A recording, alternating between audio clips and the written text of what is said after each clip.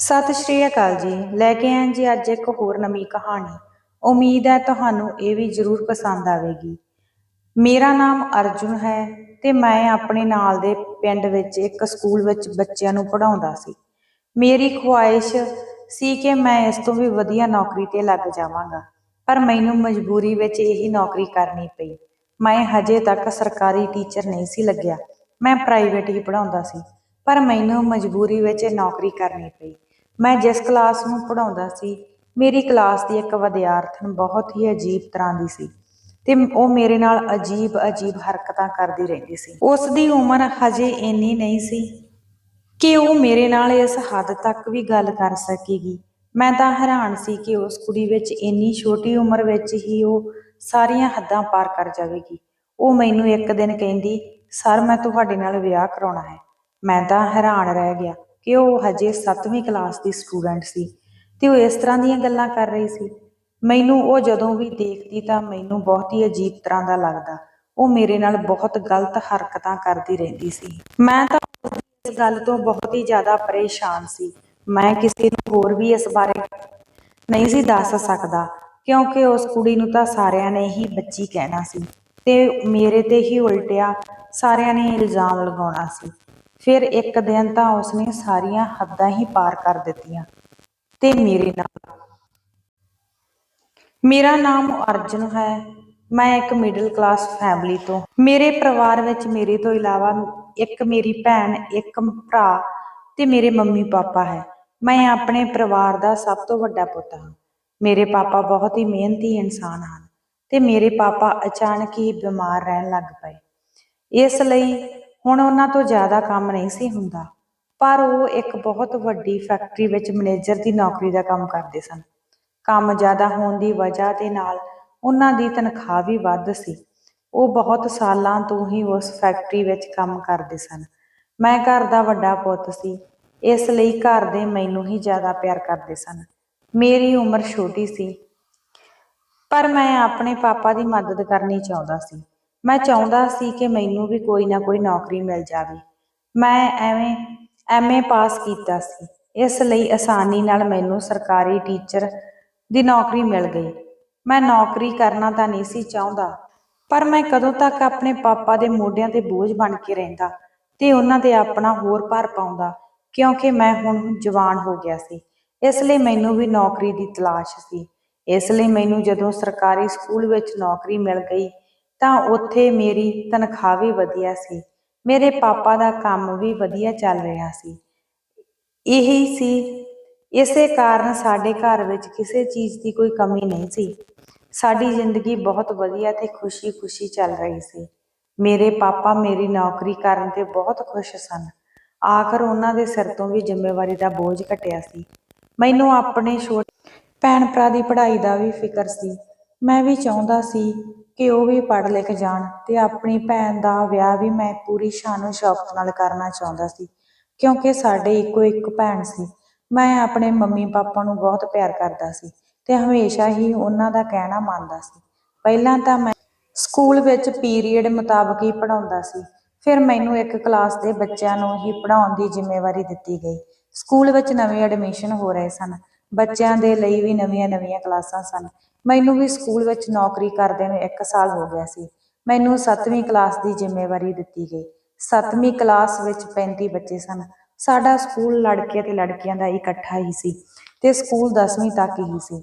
ਮੈਂ ਕਦੇ ਵੀ ਬੱਚਿਆਂ ਨੂੰ ਝਿੜਕਿਆ ਨਹੀਂ ਸੀ ਤੇ ਉਹਨਾਂ ਨੂੰ ਪਿਆਰ ਨਾਲ ਹੀ ਪੜ੍ਹਾਉਂਦਾ ਸੀ। ਬੱਚੇ ਵੀ ਮੇਰੇ ਕੋਲ ਬਹੁਤ ਖੁਸ਼ੀ ਨਾਲ ਪੜ੍ਹਾਉਂਦੇ ਸਨ ਤੇ ਉਹਨਾਂ ਨੂੰ ਮੈਂ ਚੰਗੇ ਤਰੀਕੇ ਨਾਲ ਸਮਝਾ ਕੇ ਹੀ ਪੜ੍ਹਾਉਂਦਾ ਸੀ। ਇਸੇ ਕਰਕੇ ਕਲਾਸ ਦੇ ਬੱਚੇ ਦਾ ਮੈਂ ਫੇਵਰੇਟ ਟੀਚਰ ਸੀ। ਸਾਰੇ ਸਕੂਲ ਵਿੱਚੋਂ ਹੀ ਮੈਂ ਇੱਕ ਛੋਟੀ ਉਮਰ ਦਾ ਟੀਚਰ ਸੀ। ਇੱਕ ਦਿਨ ਮੈਂ ਆਪਣੀ ਕਲਾਸ ਵਿੱਚ ਬੱਚਿਆਂ ਨੂੰ ਪੜ੍ਹਾ ਰਿਹਾ ਸੀ ਤੇ ਇੱਕ ਕੁੜੀ ਜਿਸ ਦਾ ਨਾਮ ਪੱਲਵੀ ਸੀ, ਉਹ ਮੇਰੇ ਕੋਲ ਆਈ ਤੇ ਮੈਨੂੰ ਕਹਿੰਦੀ ਕਿ ਸਰ, ਮੈਂ ਤੁਹਾਡੇ ਨਾਲ ਇੱਕ ਗੱਲ ਕਰਨੀ ਹੈ। ਮੈਂ ਹੈਰਾਨ ਰਹਿ ਗਿਆ ਕਿ ਉਸਨੇ ਮੇਰੇ ਨਾਲ ਅਜਿਹੀ ਕਿਹੜੀ ਗੱਲ ਕਰਨੀ ਸੀ। ਉਹ ਮੈਨੂੰ ਕਹਿੰਦੀ ਕਿ ਮੈਂ ਤੁਹਾਨੂੰ ਪਸੰਦ ਕਰਦੀ ਹਾਂ ਤੇ ਮੇਰਾ ਵਿਆਹ ਤੁਹਾਡੇ ਨਾਲ ਹੀ ਹੋਵੇਗਾ। ਮੈਂ ਉਸਦੇ ਮੂੰਹੋਂ ਅਚਾਨਕ ਇਹ ਗੱਲ ਸੁਣ ਕੇ ਹੈਰਾਨ ਰਹਿ ਗਿਆ। ਉਹ ਇੰਨੀ ਛੋਟੀ ਉਮਰ ਵਿੱਚ ਇਸ ਤਰ੍ਹਾਂ ਕਿਵੇਂ ਗੱਲ ਕਰ ਸਕਦੀ ਹੈ ਤੇ ਉਸ ਨੂੰ ਕੋਈ ਡਰ ਨਹੀਂ ਸੀ ਕਿ ਉਹ ਆਪਣੇ ਸਰ ਨਾਲ ਗੱਲ ਕਰ ਰਹੀ ਹੈ। ਪਹਿਲਾਂ ਤਾਂ ਮੈਂ ਉਸ ਦੀ ਗੱਲ ਨੂੰ ਮਜ਼ਾਕ ਸਮਝਿਆ ਤੇ ਮੇਰਾ ਹਾਸਾ ਨਿਕਲ ਗਿਆ। ਮੈਂ ਉਸ ਨੂੰ ਕਿਹਾ ਕਿ ਪੱਲਵੀ, ਤੂੰ ਇਸ ਤਰ੍ਹਾਂ ਦੀਆਂ ਗੱਲਾਂ ਕਿਉਂ ਕਰ ਰਹੀ ਹੈ? ਤੈਨੂੰ ਪਤਾ ਕਿ ਤੂੰ ਕੀ ਕਹਿ ਰਹੀ ਹੈ? ਤਾਂ ਉਹ ਮੈਨੂੰ ਕਹਿੰਦੀ, ਸਰ, ਮੈਂ ਤੁਹਾਨੂੰ ਬਹੁਤ ਪਸੰਦ ਕਰਦੀ ਹਾਂ, ਮੈਂ ਤੁਹਾਡੇ ਨਾਲ ਹੀ ਵਿਆਹ ਕਰਵਾਉਣਾ ਹੈ। ਤੇ ਮੈਂ ਤਾਂ ਹੈਰਾਨ ਸੀ ਕਿ ਉਹ ਇੰਨੀ ਨਿਡਰ ਹੋ ਕੇ ਮੇਰੇ ਨਾਲ ਗੱਲ ਕਰ ਰਹੀ ਸੀ ਤੇ ਉਸ ਨੂੰ ਬਿਲਕੁਲ ਵੀ ਡਰ ਨਹੀਂ ਸੀ ਲੱਗਦਾ ਕਿ ਉਹ ਇੰਨੀ ਛੋਟੀ ਉਮਰ ਵਿੱਚ ਇਸ ਤਰ੍ਹਾਂ ਗੱਲ ਕਰ ਰਹੀ ਹੈ। ਮੈਂ ਉਸ ਦੀ ਗੱਲ ਨੂੰ ਜ਼ਿਆਦਾ ਸੀਰੀਅਸ ਨਾ ਲਿਆ ਕਿਉਂਕਿ ਉਹ ਅਜੇ ਤੱਕ ਬੱਚੀ ਸੀ। ਮੈਂ ਉਸ ਦੀ ਇਸ ਤਰ੍ਹਾਂ ਬਚਪਨੀ ਗੱਲ ਨੂੰ ਇੰਜੋਏ ਜ਼ਰੂਰ ਕੀਤਾ। ਜਦੋਂ ਛੁੱਟੀ ਹੋਈ ਤਾਂ ਜਦੋਂ ਘਰ ਆਇਆ ਤਾਂ ਮੈਂ ਬਹੁਤ ਥੱਕਿਆ ਹੋਇਆ ਸੀ ਤੇ ਮੈਂ ਆਰਾਮ ਕਰਨਾ ਚਾਹੁੰਦਾ ਸੀ। ਮੈਂ ਫਰੈਸ਼ ਹੋ ਕੇ ਖਾਣਾ ਖਾਧਾ ਤੇ ਖਾਣਾ ਖਾਣ ਤੋਂ ਬਾਅਦ ਆਪਣੇ ਕਮਰੇ ਵਿੱਚ ਜਾ ਕੇ ਸੌਣ ਲੱਗਿਆ ਤਾਂ ਮੈਂ ਅਜੇ ਆਪਣੀਆਂ ਅੱਖਾਂ ਬੰਦ ਕਰੀਆਂ ਹੀ ਸੀ ਕਿ ਮੇਰੇ ਕਮਰੇ ਦਾ ਗੇਟ ਖੁੱਲਣ ਦੀ ਆਵਾਜ਼ ਆਈ। ਮੈਂ ਆਪਣੀਆਂ ਅੱਖਾਂ ਖੋਲ੍ਹ ਕੇ ਦੇਖਿਆ ਤਾਂ ਆਉਣ ਵਾਲਾ ਕੋਈ ਹੋਰ ਨਹੀਂ ਸੀ, ਮੇਰੀ ਮਾਂ ਸੀ। ਮੈਂ ਆਪਣੀ ਮਾਂ ਨੂੰ ਦੇਖ ਕੇ ਇੱਕਦਮ ਬੈਠ ਗਿਆ ਤੇ ਉਹ ਮੇਰੇ ਸਾਹਮਣੇ ਆ ਕੇ ਬੈਠ ਗਈ। ਤਾਂ ਮੈਂ ਆਪਣੀ ਮਾਂ ਨੂੰ ਕਿਹਾ ਕਿ ਕੀ ਗੱਲ ਹੋ ਗਈ ਮੰਮੀ, ਤੁਸੀਂ ਤਾਂ ਆਰਾਮ ਕਰ ਰਹੇ ਸੀ। ਮੰਮੀ ਮੇਰੀ ਗੱਲ ਸੁਣ ਕੇ ਥੋੜਾ ਜਿਹਾ ਮੁਸਕਰਾਈ ਤੇ ਕਹਿਣ ਲੱਗੀ ਕਿ ਮੈਂ ਤੇਰੇ ਨਾਲ ਇੱਕ ਜ਼ਰੂਰੀ ਗੱਲ ਕਰਨੀ ਹੈ, ਇਸ ਲਈ ਮੈਂ ਤੇਰੇ ਕਮਰੇ ਵਿੱਚ ਆਈ ਹਾਂ। ਮਾਂ ਦੀ ਗੱਲ ਸੁਣ ਕੇ ਮੈਂ ਉਸ ਦੀ ਗੱਲ ਨੂੰ ਧਿਆਨ ਨਾਲ ਸੁਣਨ ਲੱਗਿਆ ਕਿ ਮੈਂ ਹੈਰਾਨ ਸੀ ਕਿ ਮੰਮੀ ਇੱਕਦਮ ਹੀ ਮੇਰੇ ਕੋਲ ਆਈ। ਆਖਰ ਅਜਿਹੀ ਕਿਹੜੀ ਜ਼ਰੂਰੀ ਗੱਲ ਸੀ ਜੋ ਉਸਨੇ ਇੰਨੀ ਜਲਦੀ ਮੇਰੇ ਨਾਲ ਕਰਨੀ ਸੀ, ਕਿਉਂਕਿ ਅਜੇ ਤੱਕ ਤਾਂ ਰਾਤ ਹੋਣੀ ਸੀ ਤੇ ਮੈਂ ਸਵੇਰ ਹੀ ਸਕੂਲ ਜਾਣਾ ਸੀ, ਕਿਉਂਕਿ ਅਸੀਂ ਰਾਤ ਨੂੰ ਸਾਰਾ ਪਰਿਵਾਰ ਹੀ ਇਕੱਠਾ ਬੈਠਦੇ ਸੀ ਤੇ ਫਿਰ ਉਸ ਟਾਈਮ ਸਾਰੇ ਦਿਨ ਭਰ ਦੇ ਕੰਮਾਂ ਕਾਰਾਂ ਬਾਰੇ ਗੱਲਾਂ ਬਾਤਾਂ ਕਰਦੇ ਸੀ। ਫਿਰ ਮੇਰੀ ਮਾਂ ਥੋੜੀ ਜਿਹੀ ਹੱਸੀ ਤੇ ਮੇਰਾ ਹੱਥ ਫੜ ਕੇ ਕਹਿਣ ਲੱਗੀ ਕਿ ਮੈਂ ਤੇਰੇ ਨਾਲ ਇੱਕ ਜ਼ਰੂਰੀ ਗੱਲ ਕਰਨੀ ਹੈ, ਇਸ ਕਰਕੇ ਮੇਰੇ ਤੋਂ ਜ਼ਿਆਦਾ ਟਾਈਮ ਰੁਕਿਆ ਨਹੀਂ ਗਿਆ ਤੇ ਮੈਂ ਹੁਣੇ ਹੀ ਤੇਰੇ ਨਾਲ ਉਹ ਗੱਲ ਕਰਨੀ ਚਾਹੁੰਦੀ ਹਾਂ। ਮੈਂ ਤਾਂ ਮਾਂ ਦੀਆਂ ਗੱਲਾਂ ਵਿੱਚ ਉਲਝ ਹੀ ਗਿਆ ਤੇ ਮੈਂ ਪਰੇਸ਼ਾਨੀ ਨਾਲ ਆਪਣੀ ਮਾਂ ਵੱਲ ਦੇਖਿਆ ਤਾਂ ਮੇਰੀ ਮੰਮੀ ਕਹਿਣ ਲੱਗੀ ਕਿ ਮੈਂ ਤੇਰਾ ਵਿਆਹ ਕਰਨਾ ਚਾਹੁੰਦੀ ਹਾਂ। ਤੇਰੇ ਵਿਆਹ ਦੀ ਉਮਰ ਹੋ ਗਈ ਹੈ, ਇਸ ਲਈ ਮੈਂ ਤੇਰੇ ਲਈ ਇੱਕ ਲੜਕੀ ਦੇਖ ਲਈ ਹੈ। ਬਸ ਤੇਰੀ ਹਾਂ ਦੀ ਲੋੜ ਹੈ ਤਾਂ ਕਿ ਅਸੀਂ ਤੇਰੇ ਵਿਆਹ ਦੀ ਗੱਲ ਨੂੰ ਅੱਗੇ ਤੋਰ ਸਕੀਏ ਤੇ ਲੜਕੀ ਵਾਲਿਆਂ ਨੂੰ ਵੀ ਅਸੀਂ ਕੋਈ ਨਾ ਕੋਈ ਜਵਾਬ ਦੇ ਸਕੀਏ। ਲੜਕੀ ਬਹੁਤ ਹੀ ਜ਼ਿਆਦਾ ਸੋਹਣੀ ਤੇ ਪੜ੍ਹੀ ਲਿਖੀ ਹੈ ਤੇ ਖਾਨਦਾਨੀ ਪਰਿਵਾਰ ਤੋਂ ਹੈ ਤੇ ਉਹਨਾਂ ਦੇ ਘਰ ਵਿੱਚ ਕਿਸੇ ਚੀਜ਼ ਦੀ ਕੋਈ ਕਮੀ ਨਹੀਂ। ਤੇਰੇ ਪਾਪਾ ਨੂੰ ਤਾਂ ਉਹਨਾਂ ਦਾ ਘਰ-ਬਾਰ ਬਹੁਤ ਕੁਝ ਪਸੰਦ ਆ ਗਿਆ। ਮੈਨੂੰ ਵੀ ਉਹ ਕੁੜੀ ਬਹੁਤ ਪਸੰਦ ਆਈ। ਮੈਂ ਤਾਂ ਬਸ ਤੇਰੀ ਮਰਜ਼ੀ ਜਾਣਨਾ ਹੀ ਚਾਹੁੰਦੀ ਸੀ ਤਾਂ ਕਿ ਅਸੀਂ ਉਹਨਾਂ ਨੂੰ ਆਪਣੇ ਘਰ ਬੁਲਾ ਸਕੀਏ ਤੇ ਉਹ ਤੈਨੂੰ ਵੀ ਦੇਖ ਲੈਣ। ਤਾਂ ਮੈਂ ਆਪਣੀ ਮਾਂ ਦੀ ਗੱਲ ਨੂੰ ਕੱਟਦੇ ਹੋਏ ਕਿਹਾ ਕਿ ਮੰਮੀ, ਮੈਂ ਹਜੇ ਤੱਕ ਵਿਆਹ ਨਹੀਂ ਕਰਨਾ ਚਾਹੁੰਦਾ। ਹਜੇ ਤਾਂ ਮੇਰੀ ਨੌਕਰੀ ਵੀ ਨਵੀਂ ਹੈ ਤੇ ਨੌਕਰੀ ਨੂੰ ਵੀ 1 ਸਾਲ ਹੀ ਹੋਇਆ ਹੈ। ਹਜੇ ਤੱਕ ਤਾਂ ਮੈਂ ਕਮਾਈ ਕਰਨੀ ਚਾਹੁੰਦਾ ਹਾਂ, ਇਸ ਲਈ ਮੈਂ ਥੋੜਾ ਟਾਈਮ ਰੁਕ ਕੇ ਹੀ ਵਿਆਹ ਕਰਾਵਾਂਗਾ। ਤਾਂ ਮੇਰੀ ਮਾਂ ਬੜੇ ਹੀ ਉਦਾਸ ਜਿਹੇ ਚਿਹਰੇ ਨਾਲ ਕਹਿਣ ਲੱਗੀ ਕਿ ਤੂੰ ਆਪਣੀ ਮਾਂ ਦਾ ਵੀ ਖਿਆਲ ਕਰ ਲੈ। ਤੇਰੀ ਭੈਣ ਵੀ ਛੋਟੀ ਹੈ ਤੇ ਉਹ ਵੀ ਪੜ੍ਹਾਈ ਕਰਨ ਦੇ ਲਈ ਜਾਂਦੀ ਹੈ। ਘਰ ਦਾ ਸਾਰੇ ਘਰ ਦਾ ਮੇਰੇ ਤੇ ਹੀ ਬੋਝ ਹੈ। ਮੇਰੀ ਹੁਣ ਉਮਰ ਵੱਡੀ ਹੋ ਗਈ ਹੈ, ਮੇਰੇ ਸਰੀਰ ਵਿੱਚ ਇੰਨੀ ਤਾਕਤ ਨਹੀਂ ਕਿ ਮੈਂ ਘਰ ਦਾ ਸਾਰਾ ਕੰਮ ਕਰ ਸਕਾਂ। ਤੇਰੀ ਭੈਣ ਤਾਂ ਸਾਰਾ ਦਿਨ ਟਿਊਸ਼ਨ ਤੇ ਸਕੂਲ ਵਿੱਚ ਹੀ ਬਿਜ਼ੀ ਰਹਿੰਦੀ ਹੈ ਤੇ ਮੈਂ ਘਰ ਵਿੱਚ ਇਕੱਲੀ ਰਹਿ ਜਾਂਦੀ ਹਾਂ। ਤੁਸੀਂ ਸਾਰੇ ਤਾਂ ਆਪੋ ਆਪਣੇ ਕੰਮਾਂ ਤੇ ਚਲੇ ਜਾਂਦੇ ਹੋ। ਘਰ ਵਿੱਚ ਨਹੁੰ ਆ ਜਾਵੇਗੀ ਤਾਂ ਮੇਰਾ ਵੀ ਸਾਥ ਹੋ ਜਾਊਗਾ ਤੇ ਮੇਰਾ ਵੀ ਜੀ ਲੱਗਿਆ ਰਹੇਗਾ। ਮੈਂ ਵੀ ਆਪਣੇ ਪੋਤੇ ਪੋਤਿਆਂ ਦੀ ਸ਼ਕਲ ਦੇਖ ਲਵਾਂਗੀ। ਮੈਂ ਨਹੀਂ ਚਾਹੁੰਦੀ ਕਿ ਮੈਂ ਆਪਣੇ ਪੁੱਤ ਦਾ ਵਿਆਹ ਵੀ ਨਾ ਦੇਖ ਸਕਾਂ ਤੇ ਪਹਿਲਾਂ ਹੀ ਇਸ ਦੁਨੀਆ ਤੋਂ ਚਲੀ ਜਾਵਾਂ। ਤਾਂ ਮੈਂ ਆਪਣੀ ਮਾਂ ਨੂੰ ਕਿਹਾ ਕਿ ਮਾਂ, ਤੁਸੀਂ ਇਸ ਤਰ੍ਹਾਂ ਦੀਆਂ ਗੱਲਾਂ ਕਿਉਂ ਕਰ ਰਹੇ ਹੋ? ਮੈਂ ਆਪਣੀ ਮੰਮੀ ਦੀ ਸਾਰੀ ਗੱਲ ਸੁਣੀ ਤੇ ਉਸ ਵੱਲ ਹੈਰਾਨੀ ਨਾਲ ਦੇਖਿਆ ਤਾਂ ਮੈਨੂੰ ਉਸ ਕੁੜੀ ਪੱਲਵੀ ਦੀ ਕਹੀ ਹੋਈ ਗੱਲ ਵੀ ਯਾਦ ਆ ਗਈ, ਜਿਸ ਨੇ ਮੈਨੂੰ ਅੱਜ ਹੀ ਕਿਹਾ ਸੀ ਕਿ ਮੇਰਾ ਵਿਆਹ ਤੁਹਾਡੇ ਨਾਲ ਹੀ ਹੋਵੇਗਾ ਤੇ ਤੁਸੀਂ ਮੇਰੇ ਪਤੀ ਬਣੋਗੇ। ਉਦੋਂ ਤਾਂ ਮੈਂ ਉਸ ਦੀ ਗੱਲ ਸੁਣ ਕੇ ਹੱਸ ਪਿਆ ਸੀ, ਜਦੋਂ ਕਿ ਹੁਣ ਤਾਂ ਸੱਚਮੁੱਚ ਹੀ ਮੇਰੇ ਵਿਆਹ ਦੀਆਂ ਗੱਲਾਂ ਸ਼ੁਰੂ ਹੋ ਗਈਆਂ ਸਨ। ਤਾਂ ਮੈਂ ਇਸ ਸੋਚਾਂ ਵਿੱਚ ਪਿਆ ਸੀ ਤਾਂ ਮੇਰੀ ਮੰਮੀ ਕਹਿਣ ਲੱਗੇ, ਕਿੱਥੇ ਸੋਚਾਂ ਵਿੱਚ ਗਵਾਚ ਗਿਆ? ਮੈਨੂੰ ਜਲਦੀ ਜਲਦੀ ਜਵਾਬ ਦੇ ਤਾਂ ਕਿ ਮੈਂ ਲੜਕੀ ਵਾਲਿਆਂ ਨੂੰ ਜਲਦੀ ਜਲਦੀ ਅੱਗੇ ਕੁਝ ਦੱਸ ਸਕਾਂ। ਤਾਂ ਮੈਂ ਮਾਂ ਦੀ ਇਸ ਤਰ੍ਹਾਂ ਕਾਹਲ ਕਰਨ ਦੇ ਹੈਰਾਨ ਸੀ। ਮੇਰੀ ਮੰਮੀ ਨੇ ਮੈਨੂੰ ਫਿਰ ਪੁੱਛਿਆ ਕਿ ਤੇਰਾ ਕੀ ਜਵਾਬ ਹੈ? ਮੈਂ ਸੋਚਾਂ ਵਿੱਚ ਗੁਆਚਿਆ ਹੋਇਆ ਸੀ। ਜਦੋਂ ਮੇਰੇ ਕੰਨਾਂ ਵਿੱਚ ਮੇਰੀ ਮਾਂ ਦੀ ਗੱਲ ਪਈ ਤਾਂ ਮੈਂ ਉਹਨਾਂ ਨੂੰ ਕਹਿਣ ਲੱਗਾ ਕਿ ਕੁਝ ਨਹੀਂ, ਮੈਂ ਸੋਚ ਰਿਹਾ ਹਾਂ ਜਿਸ ਤਰ੍ਹਾਂ ਤੁਹਾਨੂੰ ਠੀਕ ਲੱਗੇ ਤੁਸੀਂ ਆਪ ਹੀ ਉਸੇ ਤਰ੍ਹਾਂ ਕਰ ਲਵੋ, ਕਿਉਂਕਿ ਮੈਂ ਆਪਣੀ ਮੰਮੀ ਪਾਪਾ ਨੂੰ ਕਦੇ ਦੁਖੀ ਨਹੀਂ ਸੀ ਕਰਨਾ ਚਾਹੁੰਦਾ। ਉਹਨਾਂ ਨੂੰ ਮੈਂ ਬਹੁਤ ਪਿਆਰ ਕਰਦਾ ਸੀ। ਮੈਂ ਉਹਨਾਂ ਦੇ ਫੈਸਲੇ ਤੇ ਹੀ ਖੁਸ਼ ਸੀ। ਮੈਂ ਉਹਨਾਂ ਨੂੰ ਕਹਿ ਦਿੱਤਾ ਕਿ ਤੁਸੀਂ ਜੋ ਵੀ ਫੈਸਲਾ ਕਰੋਗੇ ਮੇਰੀ ਉਸੇ ਵਿੱਚ ਹੀ ਖੁਸ਼ੀ ਹੋਵੇਗੀ, ਕਿਉਂਕਿ ਮੈਨੂੰ ਪਤਾ ਸੀ ਕਿ ਮੇਰੇ ਮੰਮੀ ਪਾਪਾ ਮੇਰੇ ਲਈ ਕੋਈ ਵੀ ਗਲਤ ਫੈਸਲਾ ਨਹੀਂ ਕਰਨਗੇ। ਇਸ ਲਈ ਮੈਂ ਆਪਣੀ ਮੰਮੀ ਪਾਪਾ ਦੇ ਹਰ ਫੈਸਲੇ ਦਾ ਮਾਣ ਰੱਖ ਲੈਂਦਾ ਸੀ। ਤਾਂ ਮੇਰੀ ਮਾਂ ਮੇਰੀ ਗੱਲ ਸੁਣ ਕੇ ਬਹੁਤ ਖੁਸ਼ ਹੋਈ ਤੇ ਮੇਰੇ ਸਿਰ ਤੇ ਹੱਥ ਰੱਖ ਕੇ ਮੈਨੂੰ ਬਹੁਤ ਸਾਰੀਆਂ ਦੁਆਵਾਂ ਦੇ ਕੇ ਕਮਰੇ ਵਿੱਚ ਚਲੀ ਗਈ ਤੇ ਕਮਰੇ ਵਿੱਚੋਂ ਜਾਂਦੀ ਹੋਈ ਕਹਿਣ ਲੱਗੀ ਕਿ ਤੂੰ ਹੁਣ ਆਰਾਮ ਨਾਲ ਸੌਂ ਜਾ ਤੇ ਸਵੇਰ ਵੀ ਤੂੰ ਜਲਦੀ ਹੀ ਉੱਠਦਾ ਹੈ। ਮੈਂ ਮਾਂ ਦੀ ਗੱਲ ਸੁਣੀ ਤੇ ਫਿਰ ਸੌਣ ਦੀ ਕੋਸ਼ਿਸ਼ ਕਰਨ ਲੱਗਾ। ਮੈਂ ਆਪਣੇ ਮਾਂ-ਪਿਓ ਦਾ ਵੱਡਾ ਪੁੱਤ ਸੀ, ਇਸ ਲਈ ਸਭ ਤੋਂ ਜ਼ਿਆਦਾ ਲਾਡਲਾ ਸੀ। ਘਰ ਵਿੱਚ ਸਾਰੇ ਹੀ ਮੈਨੂੰ ਬਹੁਤ ਪਿਆਰ ਕਰਦੇ ਸਨ। ਮੇਰੇ ਛੋਟੇ ਭੈਣ ਭਰਾ ਦੀ ਮੇਰੀ ਬਹੁਤ ਇੱਜ਼ਤ ਕਰਦੇ ਸਨ। ਮੈਂ ਆਪਣੇ ਭੈਣ ਭਰਾ ਨੂੰ ਵੀ ਉਸੇ ਸਕੂਲ ਵਿੱਚ ਹੀ ਐਡਮਿਸ਼ਨ ਦਵਾ ਦਿੱਤਾ ਸੀ ਜਿਸ ਵਿੱਚ ਮੈਂ ਨੌਕਰੀ ਕਰਦਾ ਸੀ। ਸਟਾਰਟਿੰਗ ਵਿੱਚ ਮੈਂ ਆਪਣੀ ਸ਼ੌਂਕ ਲਈ ਟੀਚਿੰਗ ਕਰਨਾ ਸ਼ੁਰੂ ਕਰ ਦਿੱਤਾ ਸੀ, ਪਰ ਮੈਂ ਤਾਂ ਪਹਿਲਾਂ ਹੋਰ ਕੰਮ ਕਰਨਾ ਚਾਹੁੰਦਾ ਸੀ। ਐਡੀ ਛੇਤੀ ਕੋਈ ਨੌਕਰੀ ਮੈਨੂੰ ਮਿਲ ਵੀ ਨਹੀਂ ਸੀ ਰਹੀ। ਮੈਂ ਚਾਹੁੰਦਾ ਸੀ ਕਿ ਮੇਰੇ ਪਾਪਾ ਵਾਂਗ ਵਧੀਆ ਨੌਕਰੀ ਮਿਲ ਜਾਵੇ, ਪਰ ਫਿਰ ਵੀ ਸਾਡੇ ਘਰ ਵਿੱਚ ਕੋਈ ਕਮੀ ਨਹੀਂ ਸੀ।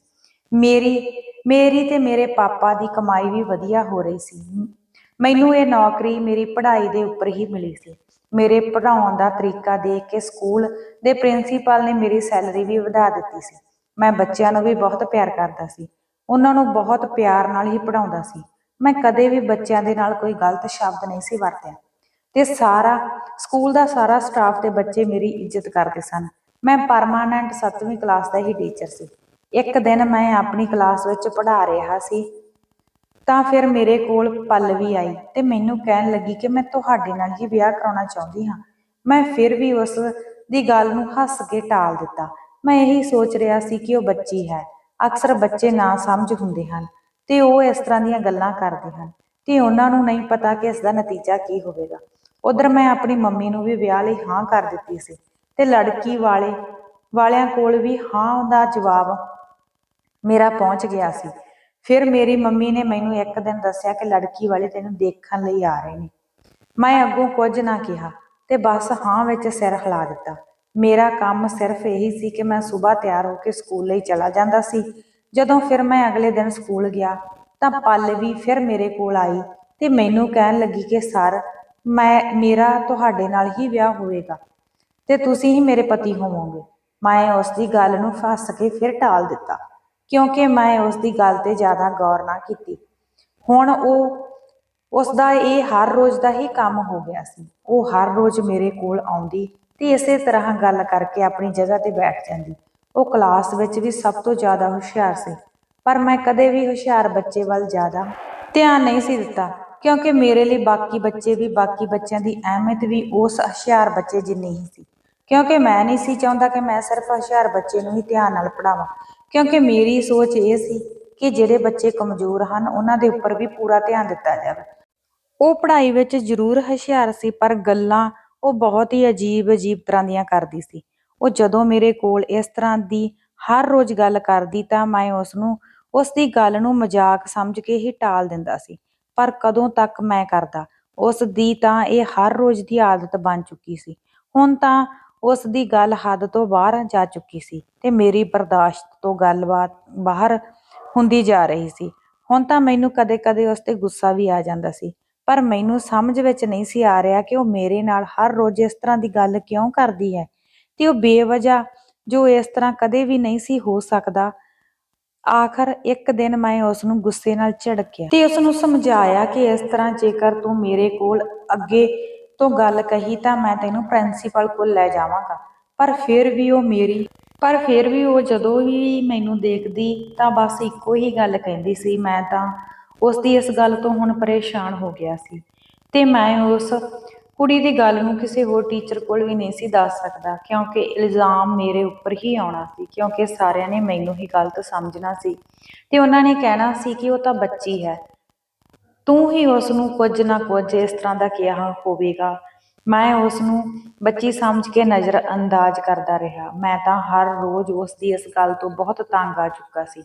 ਉਸ ਦਿਨ ਵੀ ਮੈਂ ਚੇਅਰ ਤੇ ਬੈਠਾ ਸੀ ਤੇ ਕਲਾਸ ਵਿੱਚ ਬੱਚਿਆਂ ਦੀਆਂ ਕਾਪੀਆਂ ਚੈੱਕ ਕਰ ਰਿਹਾ ਸੀ ਤਾਂ ਪੱਲਵੀ ਮੇਰੇ ਕੋਲ ਆਈ ਤੇ ਉਹੀ ਗੱਲ ਕਹਿਣ ਲੱਗੀ ਜਿਹੜੀ ਮੈਨੂੰ ਉਹ ਹਰ ਰੋਜ਼ ਕਹਿੰਦੀ ਸੀ। ਅੱਜ ਮੇਰੇ ਤੋਂ ਬਰਦਾਸ਼ਤ ਨਹੀਂ ਹੋਇਆ ਤੇ ਮੈਂ ਉਸ ਤੇ ਬਹੁਤ ਗੁੱਸੇ ਹੋਇਆ ਤੇ ਪਰ ਉਹ ਬਹੁਤ ਹੀ ਉਦਾਸ ਜਿਹੇ ਚਿਹਰੇ ਨਾਲ ਮੇਰੇ ਸਾਹਮਣੇ ਖੜੀ ਹੋਈ ਸੀ। ਪਹਿਲਾਂ ਤਾਂ ਮੈਂ ਉਸ ਨੂੰ ਪਿਆਰ ਨਾਲ ਸਮਝਾਇਆ ਕਿ ਪੱਲਵੀ ਬੇਟੇ ਇਸ ਤਰ੍ਹਾਂ ਦੀਆਂ ਗੱਲਾਂ ਨਹੀਂ ਕਰਦੇ, ਪਰ ਉਸ ਨੂੰ ਡਰ ਬਿਲਕੁਲ ਵੀ ਨਹੀਂ ਸੀ ਤੇ ਉਹ ਇਸੇ ਗੱਲ ਨੂੰ ਫਿਰ ਵਾਰ-ਵਾਰ ਦੁਹਰਾ ਰਹੀ ਸੀ।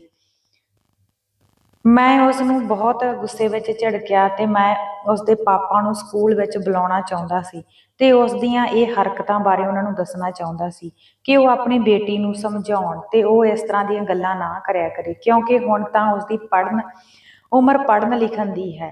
ਜੇਕਰ ਉਹ ਹੁਣ ਇਹਨਾਂ ਕੰਮਾਂ ਵਿੱਚ ਪੈ ਗਈ ਤਾਂ ਫਿਰ ਉਹ ਜ਼ਿੰਦਗੀ ਵਿੱਚ ਕਦੇ ਵੀ ਕਾਮਯਾਬ ਨਹੀਂ ਹੋ ਸਕਦੀ ਤੇ ਉਸਦੀ ਜ਼ਿੰਦਗੀ ਬਰਬਾਦ ਹੋ ਜਾਵੇਗੀ। ਮੈਂ ਹੁਣ ਆਪਣੇ ਮਨ ਵਿੱਚ ਸੋਚ ਲਿਆ ਸੀ ਕਿ ਮੈਂ ਪੱਲਵੀ ਦੇ ਪਾਪਾ ਨੂੰ ਮਿਲਾਂਗਾ ਜ਼ਰੂਰ। ਮੈਂ ਫਿਰ ਪੱਲਵੀ ਨੂੰ ਕਹਿ ਦਿੱਤਾ ਕਿ ਮੈਂ ਅੱਜ ਤੇਰੇ ਘਰ ਜਾਵਾਂਗਾ ਤੇ ਤੇਰੇ ਪਾਪਾ ਨਾਲ ਗੱਲ ਕਰਾਂਗਾ। ਪੱਲਵੀ ਇਹ ਗੱਲ ਸੁਣ ਕੇ ਬਹੁਤ ਖੁਸ਼ ਹੋਈ ਤੇ ਜਿਉਂ ਹੀ ਛੁੱਟੀ ਹੋਈ ਮੈਂ ਆਪਣੀ ਜ਼ਰੂਰੀ ਫਾਈਲ ਚੁੱਕੀ ਤੇ ਜਦੋਂ ਮੈਂ ਸਕੂਲ ਤੋਂ ਬਾਹਰ ਨਿਕਲਿਆ ਤਾਂ ਪੱਲਵੀ ਨੇ ਪਿੱਛੋਂ ਆ ਕੇ ਮੇਰਾ ਹੱਥ ਫੜ ਲਿਆ ਤੇ ਕਹਿੰਦੀ ਕਿ ਸਰ ਤੁਸੀਂ ਤਾਂ ਅੱਜ ਸਾਡੇ ਘਰ ਜਾਣਾ ਸੀ। ਤਾਂ ਮੈਂ ਕਿਹਾ ਹਾਂ ਪੱਲਵੀ, ਚੰਗਾ ਹੋਇਆ ਤੂੰ ਮੈਨੂੰ ਯਾਦ ਕਰਵਾ ਦਿੱਤਾ। ਪਰ ਫਿਰ ਪੱਲਵੀ ਮੈਨੂੰ ਪਿੰਡ ਦੀਆਂ ਗਲੀਆਂ ਵਿੱਚੋਂ ਲਿਜਾਂਦੇ ਹੋਏ ਇੱਕ ਪੁਰਾਣੇ ਜਿਹੇ ਘਰ ਦੇ ਸਾਹਮਣੇ ਜਾ ਕੇ ਖੜੀ ਹੋ ਗਈ। ਰਸਤਾ ਸਕੂਲ ਤੋਂ ਉਸ ਘਰ ਦਾ ਸਿਰਫ 15 ਕੁ ਮਿੰਟਾਂ ਦਾ ਹੀ ਸੀ। ਜਦੋਂ ਪੱਲਵੀ ਨੇ ਉਸ ਘਰ ਦਾ ਗੇਟ ਖੋਲ੍ਹਿਆ ਤਾਂ ਘਰ ਦੀ ਹਾਲਤ ਬਹੁਤ ਹੀ ਮਾੜੀ ਸੀ। ਘਰ ਬਹੁਤ ਹੀ ਜ਼ਿਆਦਾ ਪੁਰਾਣਾ ਸੀ, ਘਰ ਜ਼ਿਆਦਾ ਵੱਡਾ ਨਹੀਂ ਸੀ। ਜਦੋਂ ਅਸੀਂ ਅੰਦਰ ਗਏ ਤਾਂ ਘਰ ਵਿੱਚ ਕੋਈ ਵੀ ਨਹੀਂ ਸੀ। ਫਿਰ ਪੱਲਵੀ ਮੈਨੂੰ ਇੱਕ ਕਮਰੇ ਵਿੱਚ ਲੈ ਕੇ ਚਲੀ ਗਈ, ਪਰ ਉਸ ਕਮਰੇ ਵਿੱਚ ਵੀ ਕੋਈ ਨਹੀਂ ਸੀ। ਅਸੀਂ ਉਸ ਕਮਰੇ ਵਿੱਚੋਂ ਲੰਘਦੇ ਹੋਏ ਦੂਸਰੇ ਕਮਰੇ ਵਿੱਚ ਚਲੇ ਗਏ, ਉਸ ਕਮਰੇ ਵਿੱਚ ਵੀ ਕੋਈ ਨਹੀਂ ਸੀ ਤੇ ਫਿਰ ਤੀਸਰੇ ਵਿੱਚ। ਫਿਰ ਅਸੀਂ ਕਿਚਨ ਵਿੱਚ ਪਹੁੰਚੇ ਤਾਂ ਉੱਥੇ ਵੀ ਕੋਈ ਨਹੀਂ ਸੀ ਤੇ ਘਰ ਵਿੱਚ ਜ਼ਿਆਦਾ ਸਮਾਨ ਵੀ ਨਹੀਂ ਸੀ। ਮੈਨੂੰ ਤਾਂ ਉਹ ਘਰ ਭੂਤਾਂ ਦਾ ਘਰ ਜਾਪਦਾ ਸੀ। ਮੈਨੂੰ ਤਾਂ ਇਸ ਤਰ੍ਹਾਂ ਲੱਗਦਾ ਸੀ ਕਿ ਉਸ ਘਰ ਵਿੱਚ ਬਹੁਤ ਹੀ ਟਾਈਮ ਤੋਂ ਕੋਈ ਨਹੀਂ ਸੀ ਰਹਿ ਰਿਹਾ। ਫਿਰ ਪੱਲਵੀ ਇੱਥੇ ਕਿਵੇਂ ਰਹਿੰਦੀ ਹੋਵੇਗੀ? ਮੈਂ ਤਾਂ ਇਹੀ ਸੋਚ ਕੇ ਪਰੇਸ਼ਾਨ ਹੋ ਰਿਹਾ ਸੀ ਕਿ ਮੈਨੂੰ ਤਾਂ ਉਸਦੇ ਪਾਪਾ ਕਿਤੇ ਵੀ ਨਜ਼ਰ ਨਹੀਂ ਆ ਰਹੇ। ਪੱਲਵੀ ਨੇ ਕਿਹਾ ਸੀ ਕਿ ਉਸਦੇ ਪਾਪਾ ਤਾਂ ਅਪਾਹਜ ਹਨ ਤੇ ਫਿਰ ਉਹ ਬਿਨਾਂ ਲੱਤਾਂ ਤੋਂ ਬਾਹਰ ਕਿਵੇਂ ਚਲੇ ਗਏ। ਮੇਰੇ ਦਿਮਾਗ ਵਿੱਚ ਇਹ ਸੋਚ ਨੇ ਘੇਰਾ ਪਾ ਲਿਆ। ਮੈਨੂੰ ਹੁਣ ਦਾਲ ਵਿੱਚ ਕੁਝ ਕਾਲਾ ਨਜ਼ਰ ਆ ਰਿਹਾ ਸੀ। ਮੈਨੂੰ ਸ਼ੱਕ ਸੀ ਕਿ ਮੈਨੂੰ ਇੱਥੇ ਜਾਣਬੁੱਝ ਕੇ ਕਿਸੇ ਨੇ ਬੁਲਾਇਆ ਹੈ। ਮੇਰੇ ਦਿਲ ਵਿੱਚ ਡਰ ਵੀ ਸੀ। ਪਰ ਮੈਂ ਜਦੋਂ ਉੱਥੋਂ ਵਾਪਸ ਆਪਣੇ ਘਰ ਆਉਣ ਲੱਗਿਆ ਤਾਂ ਪੱਲਵੀ ਨੇ ਕਿਹਾ ਕਿ ਪਾਪਾ ਘਰ ਦੇ ਪਿਛਲੇ ਕਮਰੇ ਵਿੱਚ ਹੋਣਗੇ। ਜਦੋਂ ਅਸੀਂ ਉਸ ਕਮਰੇ ਵੱਲ ਜਾਣ ਹੀ ਲੱਗੇ ਸੀ ਤਾਂ ਮੈਨੂੰ ਕਿਸੇ ਪਿੱਛੋਂ ਔਰਤ ਨੇ ਆਵਾਜ਼ ਸੁਣਾਈ ਦਿੱਤੀ। ਉਸ ਔਰਤ ਨੇ ਮੇਰਾ ਨਾਮ ਲੈ ਕੇ ਮੈਨੂੰ ਆਵਾਜ਼ ਮਾਰੀ ਸੀ। ਜਦੋਂ ਮੈਂ ਗਰਦਨ ਮੋੜ ਕੇ ਪਿਛਾਂਹ ਦੇਖਿਆ ਤਾਂ ਉਸ ਔਰਤ ਨੂੰ ਦੇਖ ਕੇ ਤਾਂ ਮੈਂ ਡਰ ਹੀ ਗਿਆ, ਕਿਉਂਕਿ ਉਸਦੀ ਹਾਲਤ ਤਾਂ ਬਿਲਕੁਲ ਭੂਤਾਂ ਵਰਗੀ ਸੀ। ਉਸਦੀ ਸਿਹਤ ਵੀ ਬਹੁਤ ਜ਼ਿਆਦਾ ਮੋਟੀ ਸੀ ਤੇ ਉਸਦੇ ਵਾਲ ਵੀ ਬਿਖਰੇ ਹੋਏ ਸਨ। ਜਦੋਂ ਉਸਨੇ ਮੇਰਾ ਨਾਮ ਲੈ ਕੇ ਆਵਾਜ਼ ਮਾਰੀ ਤਾਂ ਮੇਰਾ ਦਿਲ ਕੰਬ ਗਿਆ ਤੇ ਮੇਰਾ ਦਿਲ ਵਿੱਚ ਜੋ ਡਰ ਸੀ ਉਹ ਮੇਰੀਆਂ ਅੱਖਾਂ ਦੇ ਸਾਹਮਣੇ ਖੜਾ ਸੀ ਤੇ ਉਹ ਮੈਨੂੰ ਕਹਿੰਦੀ ਕਿ ਅੱਛਾ ਤੂੰ ਹੀ ਅਰਜਨ ਹੈ, ਤੇ ਮੈਨੂੰ ਕਹਿਣ ਲੱਗੀ ਕਿ ਤੂੰ ਸਾਡੀ ਗੱਲ ਮੰਨ ਲੈ ਤੇ ਤੂੰ ਪੱਲਵੀ ਦੇ ਨਾਲ ਵਿਆਹ ਕਰਾਉਣ ਲਈ ਤਿਆਰ ਹੋ ਜਾ। ਮੈਨੂੰ ਪਤਾ ਤੂੰ ਜਿਹੜੀ ਗੱਲ ਇੱਥੇ ਕਰਨ ਲਈ ਆਇਆ ਹੈ, ਮੈਂ ਉਸ ਗੱਲ ਨੂੰ ਸਭ ਚੰਗੀ ਤਰ੍ਹਾਂ ਜਾਣਦੀ ਹਾਂ। ਤੈਨੂੰ ਪੱਲਵੀ ਦੇ ਨਾਲ ਹਰ ਹਾਲਤ ਵਿੱਚ ਵਿਆਹ ਕਰਾਉਣਾ ਹੀ ਪਵੇਗਾ ਤੇ ਤੁਹਾਡਾ ਅੱਜ ਹੀ ਵਿਆਹ ਹੋਵੇਗਾ। ਮੈਂ ਸਾਰਾ ਇੰਤਜ਼ਾਮ ਕਰ ਦਿੱਤਾ ਹੈ। ਮੈਂ ਤਾਂ ਪਰੇਸ਼ਾਨ ਹੋ ਗਿਆ। ਮੈਂ ਉਸਦੀ ਗੱਲ ਸੁਣ ਕੇ ਕਿ ਉਹ ਵੀ ਮੇਰਾ ਪੱਲਵੀ ਦੇ ਨਾਲ ਵਿਆਹ ਕਰਾਉਣਾ ਚਾਹੁੰਦੀ ਹੈ। ਮੈਨੂੰ ਤਾਂ ਲੱਗਦਾ ਸੀ ਕਿ ਬੱਚੀ ਦਾ ਹੀ ਦਿਮਾਗ ਖਰਾਬ ਹੈ, ਪਰ ਉਸਦੇ ਨਾਲ ਨਾਲ ਉਸਦੇ ਘਰ ਵਾਲਿਆਂ ਦਾ ਵੀ ਦਿਮਾਗ ਖਰਾਬ ਲੱਗਦਾ ਸੀ। ਮੈਂ ਉਸਨੂੰ ਕਿਹਾ ਕਿ ਤੁਸੀਂ ਕੌਣ ਹੋ? ਤਾਂ ਕਹਿੰਦੀ ਕਿ ਮੈਂ ਪੱਲਵੀ ਦੀ ਮਾਂ ਹਾਂ। ਤਾਂ ਮੈਂ ਉਸ ਨੂੰ ਕਿਹਾ ਕਿ ਕਿਉਂ ਤੁਸੀਂ ਆਪਣੀ ਧੀ ਦੀ ਜ਼ਿੰਦਗੀ ਬਰਬਾਦ ਕਰਨਾ ਚਾਹੁੰਦੇ ਹੋ? ਉਸਦੀ ਉਮਰ ਤਾਂ ਅਜੇ ਪੜ੍ਹਨ ਲਿਖਣ ਦੀ ਹੈ। ਉਸਦੀ ਉਮਰ ਤਾਂ ਹਜੇ 14-15 ਕੁ ਸਾਲਾਂ ਦੀ ਮਸਾਂ ਹੋਵੇਗੀ। ਉਹ ਤਾਂ ਇੱਕ ਨਾਬਾਲਗ ਬੱਚੀ ਹੈ। ਉਸ ਨੂੰ ਜਵਾਨ ਤਾਂ ਹੋ ਜਾਣ ਦਿਓ, ਫਿਰ ਉਸਦਾ ਵਿਆਹ ਵੀ ਹੋ ਜਾਵੇਗਾ। ਕਿੱਥੇ ਮੇਰੀ ਉਮਰ ਤੇ ਕਿੱਥੇ ਪੱਲਵੀ ਦੀ। ਮੇਰੀ ਉਮਰ 26-27 ਸਾਲਾਂ ਦੀ ਆ ਤੇ ਪੱਲਵੀ ਦੀ 14-15 ਸਾਲਾਂ ਦੀ। ਜੇਕਰ ਤੁਹਾਨੂੰ ਇੰਨਾ ਹੀ ਵਿਆਹ ਦਾ ਸ਼ੌਂਕ ਹੈ ਤਾਂ ਉਸਦੀ ਹਮ ਉਮਰ ਦਾ ਹੀ ਮੁੰਡਾ ਭਾਲੋ। ਕਿਉਂ ਉਸਦੀ ਜ਼ਿੰਦਗੀ ਬਰਬਾਦ ਕਰਨ ਤੇ ਤੁਲੇ ਹੋ? ਮੈਂ ਲਗਾਤਾਰ ਇਹੀ ਬੋਲੀ ਜਾ ਰਿਹਾ ਸੀ ਤਾਂ ਉਹ ਮੈਨੂੰ ਕਹਿੰਦੀ ਕਿ ਖਬਰਦਾਰ ਜੇ ਅੱਗੇ ਇੱਕ ਹੋਰ ਸ਼ਬਦ ਮੂੰਹ ਵਿੱਚੋਂ ਕੱਢਿਆ ਤਾਂ ਮੈਂ ਤੈਨੂੰ ਜਾਨੋਂ ਮਾਰ ਦੇਵਾਂਗੀ। ਮੈਂ ਤਾਂ ਹੈਰਾਨ ਸੀ ਕਿ ਉਹ ਮੇਰੇ ਤੇ ਦਬਾਅ ਪਾ ਕੇ ਉਸਦੇ ਨਾਲ ਵਿਆਹ ਕਰਾਉਣਾ ਚਾਹੁੰਦੀ ਸੀ। ਮੈਂ ਸੋਚ ਲਿਆ ਸੀ ਕਿ ਲੱਗਦਾ ਇਸ ਔਰਤ ਦਾ ਦਿਮਾਗ ਖਰਾਬ ਹੈ ਕਿ ਮੈਂ ਇੱਥੋਂ ਨਿਕਲ ਜਾਵਾਂ। ਜਦੋਂ ਉਹ ਮੇਰੇ ਅੱਗੇ ਵੱਲ ਵਧੀ ਤਾਂ ਮੈਂ ਫਟਾਫਟ ਗੇਟ ਦੇ ਨੇੜੇ ਜਾਣ ਲੱਗਿਆ ਕਿ ਮੈਂ ਉਸ ਘਰ ਵਿੱਚੋਂ ਨਿਕਲ ਕੇ ਇੱਥੋਂ ਭੱਜ ਜਾਵਾਂਗਾ। ਪਰ ਜਿਉਂ ਹੀ ਮੈਂ ਗੇਟ ਦੇ ਬਾਹਰ ਨਿਕਲਣ ਹੀ ਲੱਗਿਆ ਸੀ ਤਾਂ ਉਸ ਔਰਤ ਨੇ ਕੰਧ ਦੇ ਨਾਲ ਪਿਆ ਹੋਇਆ ਇੱਕ ਡੰਡਾ ਚੁੱਕਿਆ ਤੇ ਮੇਰੇ ਸਿਰ ਵਿੱਚ ਮਾਰਿਆ। ਮੈਂ ਸਿਰ ਤੇ ਸੱਟ ਵੱਜਣ ਕਾਰਨ ਬੇਹੋਸ਼ ਹੋ ਗਿਆ। ਜਦੋਂ ਮੇਰੀ ਅੱਖ ਖੁੱਲੀ ਤਾਂ ਮੈਂ ਇੱਕ ਬੰਦ ਕਮਰੇ ਵਿੱਚ ਪਿਆ ਸੀ। ਮੇਰੇ ਸਰੀਰ ਵਿੱਚ ਬਹੁਤ ਜ਼ਿਆਦਾ ਦਰਦ ਹੋ ਰਹੀ ਸੀ। ਉੱਪਰੋਂ ਮੇਰਾ ਸਿਰ ਵੀ ਫਟ ਰਿਹਾ ਸੀ। ਮੈਨੂੰ ਚਾਰ ਚੁਫੇਰੇ ਹਨੇਰਾ ਹੀ ਹਨੇਰਾ ਨਜ਼ਰ ਆ ਰਿਹਾ ਸੀ ਤੇ ਕੁਝ ਵੀ ਦਿਖਾਈ ਨਹੀਂ ਸੀ ਦੇ ਰਿਹਾ। ਕਮਰੇ ਵਿੱਚੋਂ ਬਦਬੂ ਵੀ ਬਹੁਤ ਗੰਦੀ ਆ ਰਹੀ ਸੀ। ਪਤਾ ਨਹੀਂ ਇਹ ਕਮਰਾ ਕਿੰਨੇ ਕੁ ਸਾਲਾਂ ਤੋਂ ਇਸੇ ਤਰ੍ਹਾਂ ਬੰਦ ਪਿਆ ਸੀ, ਜਿਵੇਂ ਇਸ ਤਰ੍ਹਾਂ ਜਾਪਦਾ ਸੀ ਕਿ ਇਹ ਕਮਰਾ ਕਬਾੜ ਨਾਲ ਹੀ ਭਰਿਆ ਹੋਵੇਗਾ। ਮੈਂ ਮਸਾਂ ਹੀ ਉੱਠਣ ਦੀ ਕੋਸ਼ਿਸ਼ ਕਰੀ ਪਰ ਮੇਰੇ ਤੋਂ ਉੱਠਿਆ ਨਾ ਗਿਆ। ਫਿਰ ਮੈਂ ਆਪਣਾ ਫੋਨ ਲੱਭਿਆ, ਮੈਨੂੰ ਮੇਰਾ ਫੋਨ ਵੀ ਕਿਤੇ ਨਾ ਮਿਲਿਆ। ਮੈਂ ਸਮਝ ਗਿਆ ਸੀ ਕਿ ਉਸ ਔਰਤ ਨੇ ਹੀ ਮੇਰਾ ਫੋਨ ਮੇਰੇ ਤੋਂ ਖੋਹ ਲਿਆ ਹੋਵੇਗਾ। ਮੈਂ ਜਦੋਂ ਉੱਠ ਕੇ ਗੇਟ ਦੇ ਕੋਲ ਪਹੁੰਚਿਆ ਤਾਂ ਮੈਂ ਗੇਟ ਨੂੰ ਜ਼ੋਰ-ਜ਼ੋਰ ਨਾਲ ਖੜਕਾਉਣ ਲੱਗਿਆ, ਪਰ ਇਹ ਕਿ ਕੋਈ ਮੈਨੂੰ ਮੇਰੀ ਆਵਾਜ਼ ਸੁਣ ਕੇ ਇੱਥੇ ਜ਼ਰੂਰ ਆਵੇਗਾ। ਪਰ ਬਾਹਰੋਂ ਕਿਸੇ ਨੇ ਕੋਈ ਆਵਾਜ਼ ਨਾ ਦਿੱਤੀ, ਕਿਉਂਕਿ ਉਸ ਘਰ ਦੇ ਆਸ-ਪਾਸ ਬਹੁਤ ਘਰ ਘੱਟ ਸਨ। ਉਹ ਇੱਕ ਵੀਰਾਨ ਜਿਹੀ ਜਗ੍ਹਾ ਤੇ ਘਰ ਬਣਿਆ ਹੋਇਆ ਸੀ। ਫਿਰ ਮੈਂ ਥੱਕ ਹੰਬ ਕੇ ਬੈਠ ਗਿਆ ਤਾਂ ਅੱਧੇ ਪੌਣੇ ਘੰਟੇ ਬਾਅਦ ਕਮਰੇ ਦਾ ਗੇਟ ਖੁੱਲ੍ਹਣ ਦੀ ਆਵਾਜ਼ ਮੇਰੇ ਕੰਨਾਂ ਵਿੱਚ ਪਈ। ਜਦੋਂ ਮੈਂ ਦੇਖਿਆ ਤਾਂ ਉਹੀ ਔਰਤ, ਉਸਦੇ ਹੱਥ ਵਿੱਚ ਇੱਕ ਕਾਗਜ਼ ਤੇ ਇੱਕ ਹੱਥ ਵਿੱਚ ਡੱਬਾ ਫੜਿਆ ਹੋਇਆ ਸੀ। ਮੈਂ ਉਸ ਨੂੰ ਦੇਖ ਕੇ ਉਸ ਤੋਂ ਗੁੱਸੇ ਵਿੱਚ ਪੁੱਛਿਆ ਕਿ ਤੂੰ ਇਹ ਮੇਰੇ ਨਾਲ ਕਿਉਂ ਕਰ ਰਹੀ ਆਂ? ਤਾਂ ਉਹ ਕਹਿੰਦੀ, ਮੈਨੂੰ ਜ਼ਿਆਦਾ ਸਵਾਲ ਜਵਾਬ ਕਰਨ ਦੀ ਆਦਤ ਨਹੀਂ, ਤੂੰ ਇਹ ਪੇਪਰ ਫੜ ਤੇ ਇਸਦੇ ਸਾਈਨ ਕਰ ਦੇ। ਜਦੋਂ ਮੈਂ ਕੰਬਦੇ ਹੱਥਾਂ ਨਾਲ ਉਸਦੇ ਹੱਥ ਵਿੱਚੋਂ ਪੇਪਰ ਫੜਿਆ ਤਾਂ ਉਹ ਮੇਰੀ ਤੇ ਪੱਲਵੀ ਦੀ ਕੋਰਟ ਮੈਰਿਜ ਕਰਵਾਉਣਾ ਚਾਹੁੰਦੀ ਸੀ ਤੇ ਉਹ ਕੋਰਟ ਮੈਰਿਜ ਲਈ ਪੇਪਰ ਲੈ ਕੇ ਆਈ ਸੀ। ਇੱਕ ਪਾਸੇ ਪੱਲਵੀ ਦੇ ਸਾਈਨ ਹੋਏ ਸਨ ਤੇ ਦੂਸਰੇ ਪਾਸੇ ਉਸਨੇ ਮੇਰੇ ਕਰਵਾਉਣੇ ਸਨ। ਮੈਂ ਸਮਝ ਗਿਆ ਸੀ ਕਿ ਉਹ ਮੈਨੂੰ ਕਿਸੇ ਨਾ ਕਿਸੇ ਚਾਲ ਵਿੱਚ ਫਸਾਉਣਾ ਚਾਹੁੰਦੀ ਹੈ। ਫਿਰ ਉਸਨੇ ਕਿਹਾ ਕਿ ਆਹ ਡੱਬਾ, ਇਸ ਦੇ ਵਿੱਚ ਤੇਰੀ ਰੋਟੀ ਹੈ, ਤੂੰ ਇਹ ਖਾ ਲਵੇਂ ਤੇ ਇਹ ਪੇਪਰ ਦੇ ਉੱਪਰ ਤੂੰ ਕੱਲ ਤੱਕ ਮੈਨੂੰ ਸਾਈਨ ਕਰਕੇ ਦੇ ਦੇਣੀ। ਇੰਨਾ ਕਹਿ ਕੇ ਉਸਨੇ ਫਿਰ ਦਰਵਾਜ਼ਾ ਜ਼ੋਰ ਦੇਣੇ ਬੰਦ ਕਰਿਆ ਤੇ ਤਾਲਾ ਲਗਾ ਕੇ ਚਲੀ ਗਈ। ਮੈਂ ਤਾਂ ਉਸ ਪੇਪਰ ਨੂੰ ਦੇਖ ਕੇ ਉੱਚੀ ਉੱਚੀ ਰੋਣ ਲੱਗਿਆ, ਕਿਉਂਕਿ ਮੇਰੇ ਨਾਲ ਕਿਹੜੀ ਦੁਸ਼ਮਣੀ ਕੱਢਣਾ ਚਾਹੁੰਦੀ ਸੀ। ਮੈਂ ਤਾਂ ਕਿਸੇ ਦਾ ਕੁਝ ਵੀ ਵਿਗਾੜਿਆ ਨਹੀਂ ਸੀ, ਕਦੇ ਕਿਸੇ ਨੂੰ ਕੁਝ ਵੀ ਨਹੀਂ ਸੀ ਕਿਹਾ। ਮੈਂ ਕਾਫੀ ਦੇਰ ਤੱਕ ਰੋਂਦਾ ਰਿਹਾ। ਉੱਪਰੋਂ ਮੇਰਾ ਭੁੱਖ ਨਾਲ ਬੁਰਾ ਹਾਲ ਸੀ, ਕਿਉਂਕਿ 15-20 ਘੰਟੇ ਹੋ ਗਏ ਸਨ ਤੇ ਮੈਂ ਕੁਝ ਵੀ ਖਾਧਾ ਪੀਤਾ ਨਹੀਂ ਸੀ। ਮੈਂ ਉਹ ਡੱਬਾ ਖੋਲ੍ਹਿਆ ਤਾਂ ਉਸਦੇ ਵਿੱਚ ਸਿਰਫ 3 ਕੁ ਫੁਲਕੇ ਸਨ। ਮੈਂ ਰੋਟੀ ਖਾਧੀ ਤੇ ਨਾਲ ਹੀ ਪਾਣੀ ਪੀ ਕੇ ਸਬਰ ਕਰ ਲਿਆ, ਪਰ ਮੈਨੂੰ ਭੁੱਖ ਬਹੁਤ ਜ਼ਿਆਦਾ ਲੱਗੀ ਹੋਈ ਸੀ। ਇਸ ਕਰਕੇ ਉਹ ਮੇਰੇ ਲਈ ਰੋਟੀ ਥੋੜੀ ਲੈ ਕੇ ਆਈ ਸੀ ਕਿ ਮੈਂ ਭੁੱਖ ਦਾ ਮਾਰਿਆ ਪੇਪਰਾਂ ਦੇ ਉੱਪਰ ਸਾਈਨ ਕਰ ਦੇਵਾਂਗਾ। ਪਰ ਮੈਂ ਆਪਣਾ ਮਨ ਵਿੱਚ ਪੱਕਾ ਇਰਾਦਾ ਕਰ ਲਿਆ ਸੀ ਕਿ ਮੈਂ ਪੇਪਰਾਂ ਦੇ ਉੱਪਰ ਸਾਈਨ ਨਹੀਂ ਕਰਾਂਗਾ ਜਿੰਨਾ ਚਿਰ ਮੈਨੂੰ ਇਸ ਗੱਲ ਦਾ ਰਾਜ਼ ਨਹੀਂ ਪਤਾ ਲੱਗਦਾ। ਮੈਂ ਪੇਪਰ ਉਵੇਂ ਹੀ ਇੱਕ ਪਾਸੇ ਰੱਖ ਦਿੱਤਾ, ਪਰ ਮੇਰੇ ਦਿਲ ਵਿੱਚ ਬਹੁਤ ਹੀ ਬੁਰੇ ਖਿਆਲ ਆ ਰਹੇ ਸਨ, ਕਿਉਂਕਿ ਮੇਰੇ ਮੰਮੀ ਪਾਪਾ ਹਾਰਟ ਦੇ ਮਰੀਜ਼ ਸਨ ਤੇ ਉਹ ਮੇਰੇ ਨਾਲ ਨਾ ਮਿਲਣ ਦੀ ਖਬਰ ਨੂੰ ਲੈ ਕੇ ਬਹੁਤ ਦੁਖੀ ਹੋਣਗੇ। ਮੈਨੂੰ ਡਰ ਸੀ ਕਿਤੇ ਉਹਨਾਂ ਨੂੰ ਕੁਝ ਨਾ ਹੋ ਜਾਵੇ, ਕਿਉਂਕਿ ਮੇਰੇ ਮਾਂ-ਪਿਓ ਮੇਰੇ ਤੋਂ ਬਿਨਾਂ ਇੱਕ ਪਲ ਵੀ ਨਹੀਂ ਸੀ ਰਹਿ ਸਕਦੇ। ਮੈਂ ਕਦੇ ਵੀ ਸਕੂਲ ਦੀ ਛੁੱਟੀ ਹੋਣ ਤੋਂ ਬਾਅਦ ਕਦੇ ਲੇਟ ਘਰ ਨਹੀਂ ਸੀ ਗਿਆ ਤਾਂ ਮੇਰੇ ਮੰਮੀ ਪਾਪਾ ਬਹੁਤ ਜ਼ਿਆਦਾ ਘਬਰਾ ਜਾਂਦੇ ਸਨ ਤੇ ਮੈਨੂੰ ਹਮੇਸ਼ਾ ਇਹੀ ਕਹਿੰਦੇ ਸਨ ਕਿ ਤੂੰ ਟਾਈਮ ਤੇ ਘਰ ਆ ਜਾਇਆ ਕਰ। ਇਸ ਕਰਕੇ ਕਦੇ ਵੀ ਮੈਂ ਬਹੁਤਾ ਦੇਰ ਘਰ ਤੋਂ ਬਾਹਰ ਨਹੀਂ ਸੀ ਰਿਹਾ। ਮੈਂ ਅੰਦਰੋਂ ਬਹੁਤ ਦੁਖੀ ਹੋ ਚੁੱਕਾ ਸੀ, ਕਿਉਂਕਿ ਮੈਨੂੰ ਬੇਵਜ੍ਹਾ ਹੀ ਪਰੇਸ਼ਾਨ ਕੀਤਾ ਜਾ ਰਿਹਾ ਸੀ। ਮੇਰੀ ਤਾਂ ਕੋਈ ਗਲਤੀ ਵੀ ਨਹੀਂ ਸੀ। ਮੈਂ ਉਸੇ ਤਰ੍ਹਾਂ ਰੋਂਦਾ ਕਲਪਦਾ ਰਿਹਾ ਤੇ ਮੈਨੂੰ 2 ਘੰਟਿਆਂ ਬਾਅਦ ਨੀਂਦ ਆ ਗਈ। ਜਦੋਂ ਮੇਰੀ ਅੱਖ ਖੁੱਲੀ ਤਾਂ ਮੈਨੂੰ ਕਿਸੇ ਦੀ ਦਰਵਾਜ਼ਾ ਖੋਲ੍ਹਣ ਦੀ ਆਵਾਜ਼ ਸੁਣਾਈ ਦਿੱਤੀ। ਜਦੋਂ ਬਾਹਰੋਂ ਚਾਨਣ ਮੇਰੀਆਂ ਅੱਖਾਂ ਉੱਪਰ ਪਿਆ ਤਾਂ ਮੈਂ ਸਮਝਿਆ ਕਿ ਉਹੀ ਔਰਤ ਫਿਰ ਆਈ ਹੋਵੇਗੀ। ਪਰ ਜਦੋਂ ਕਮਰੇ ਵਿੱਚ ਇੱਕ ਵੀਲ ਚੇਅਰ ਦੇ ਉੱਪਰ ਬੈਠਾ ਹੋਇਆ ਆਦਮੀ ਅੰਦਰ ਆਇਆ ਤਾਂ ਮੈਂ ਸਮਝ ਗਿਆ ਸੀ ਕਿ ਪੱਲਵੀ ਦਾ ਪਾਪਾ ਹੋਵੇਗਾ। ਮੈਂ ਉਸ ਤੋਂ ਕੁਝ ਪੁੱਛਦਾ ਤਾਂ ਉਹ ਅੱਗੋਂ ਆਪ ਹੀ ਆਪਣੇ ਬਾਰੇ ਦੱਸਣ ਲੱਗਿਆ ਕਿ ਮੈਂ ਪੱਲਵੀ ਦਾ ਪਾਪਾ ਹਾਂ। ਤੂੰ ਘਬਰਾ ਨਾ, ਮੈਂ ਤੇਰੇ ਨਾਲ ਗੱਲ ਕਰਨੀ ਚਾਹੁੰਦਾ ਸੀ। ਮੈਂ ਉਸ ਨੂੰ ਕਿਹਾ ਕਿ ਤੁਸੀਂ ਇੱਥੇ ਕਿਵੇਂ ਆਏ, ਤੁਹਾਨੂੰ ਕਿਵੇਂ ਪਤਾ ਲੱਗਿਆ ਕਿ ਮੈਂ ਇੱਥੇ ਹਾਂ? ਤਾਂ ਉਹ ਕਹਿਣ ਲੱਗਿਆ ਕਿ ਜਿਹੜੀ ਔਰਤ ਕੱਲ ਤੈਨੂੰ ਇੱਥੇ ਲੈ ਕੇ ਆਈ ਸੀ ਉਹ ਮੇਰੀ ਪਤਨੀ ਹੈ ਤੇ ਪੱਲਵੀ ਮੇਰੀ ਧੀ ਹੈ। ਜਦੋਂ ਉਸਨੇ ਇਸ ਤਰ੍ਹਾਂ ਕਿਹਾ ਤਾਂ ਮੈਂ ਅੱਗੋਂ ਕੁਝ ਬੋਲਣ ਹੀ ਲੱਗਿਆ ਸੀ ਤਾਂ ਉਹ ਕਹਿਣ ਲੱਗਿਆ ਕਿ ਮੈਂ ਤੈਨੂੰ ਸਭ ਕੁਝ ਦੱਸ ਦੇਵਾਂਗਾ। ਤਾਂ ਮੈਂ ਉਹਨਾਂ ਨੂੰ ਕਿਹਾ ਕਿ ਮੈਂ ਇਹੀ ਜਾਣਨਾ ਚਾਹੁੰਦਾ ਹਾਂ ਕਿ ਉਹ ਔਰਤ, ਜਾਣੀ ਕਿ ਤੁਹਾਡੀ ਪਤਨੀ, ਮੇਰਾ ਤੇ ਪੱਲਵੀ ਦਾ ਵਿਆਹ ਕਿਉਂ ਕਰਾਉਣਾ ਚਾਹੁੰਦੀ ਹੈ? ਇਸ ਦਾ ਕੀ ਕਾਰਨ ਹੈ? ਉਹ ਇੰਨੀ ਕਿਉਂ ਮੂਰਖ ਹੈ ਕਿ ਇੰਨੀ ਵੱਡੀ ਉਮਰ ਵਾਲੇ ਨਾਲ ਆਪਣੀ ਧੀ ਦਾ, ਪੱਲਵੀ ਦਾ ਰਿਸ਼ਤਾ ਕਰਨਾ ਚਾਹੁੰਦੀ ਆ? ਅਜੇ ਤਾਂ ਉਸਦੀ ਪੜ੍ਹਨ ਲਿਖਣ ਦੀ ਉਮਰ ਹੈ, ਪਰ ਫਿਰ ਵੀ ਉਹ ਉਸ ਨੂੰ ਇਸ ਉਮਰ ਵਿੱਚ ਹੀ ਵਿਆਹ ਕਰਕੇ ਉਸਦੀ ਜ਼ਿੰਦਗੀ ਬਰਬਾਦ ਕਰਨਾ ਚਾਹੁੰਦੀ ਹੈ। ਤਾਂ ਉਹ ਕਹਿਣ ਲੱਗਿਆ ਕਿ ਇਸ ਦਾ ਬਹੁਤ ਵੱਡਾ ਰਾਜ ਹੈ ਤੇ ਮੈਂ ਤੈਨੂੰ ਇਸ ਦਾ ਕਾਰਨ ਵੀ ਜ਼ਰੂਰ ਦੱਸਾਂਗਾ। ਇਹ ਬਹੁਤ ਲੰਬੀ ਕਹਾਣੀ ਹੈ। ਤੇ ਉਹ ਕਹਿਣ ਲੱਗਿਆ ਕਿ ਤੇਰੀ ਮਾਂ ਤੇ ਪੱਲਵੀ ਦੀ ਮਾਂ ਦੋਨੋਂ ਬਹੁਤ ਵਧੀਆ ਦੋਸਤ ਸਨ ਤੇ ਉਹ ਇੱਕ ਸਗੀਆਂ ਭੈਣਾਂ ਤੋਂ ਵੀ ਵੱਧ ਕੇ ਉਹਨਾਂ ਦਾ ਰਿਸ਼ਤਾ ਸੀ। ਉਹ ਇਕੱਠੀਆਂ ਹੀ ਪੜ੍ਹੀਆਂ ਤੇ ਇਕੱਠੀਆਂ ਹੀ ਖੇਡੀਆਂ।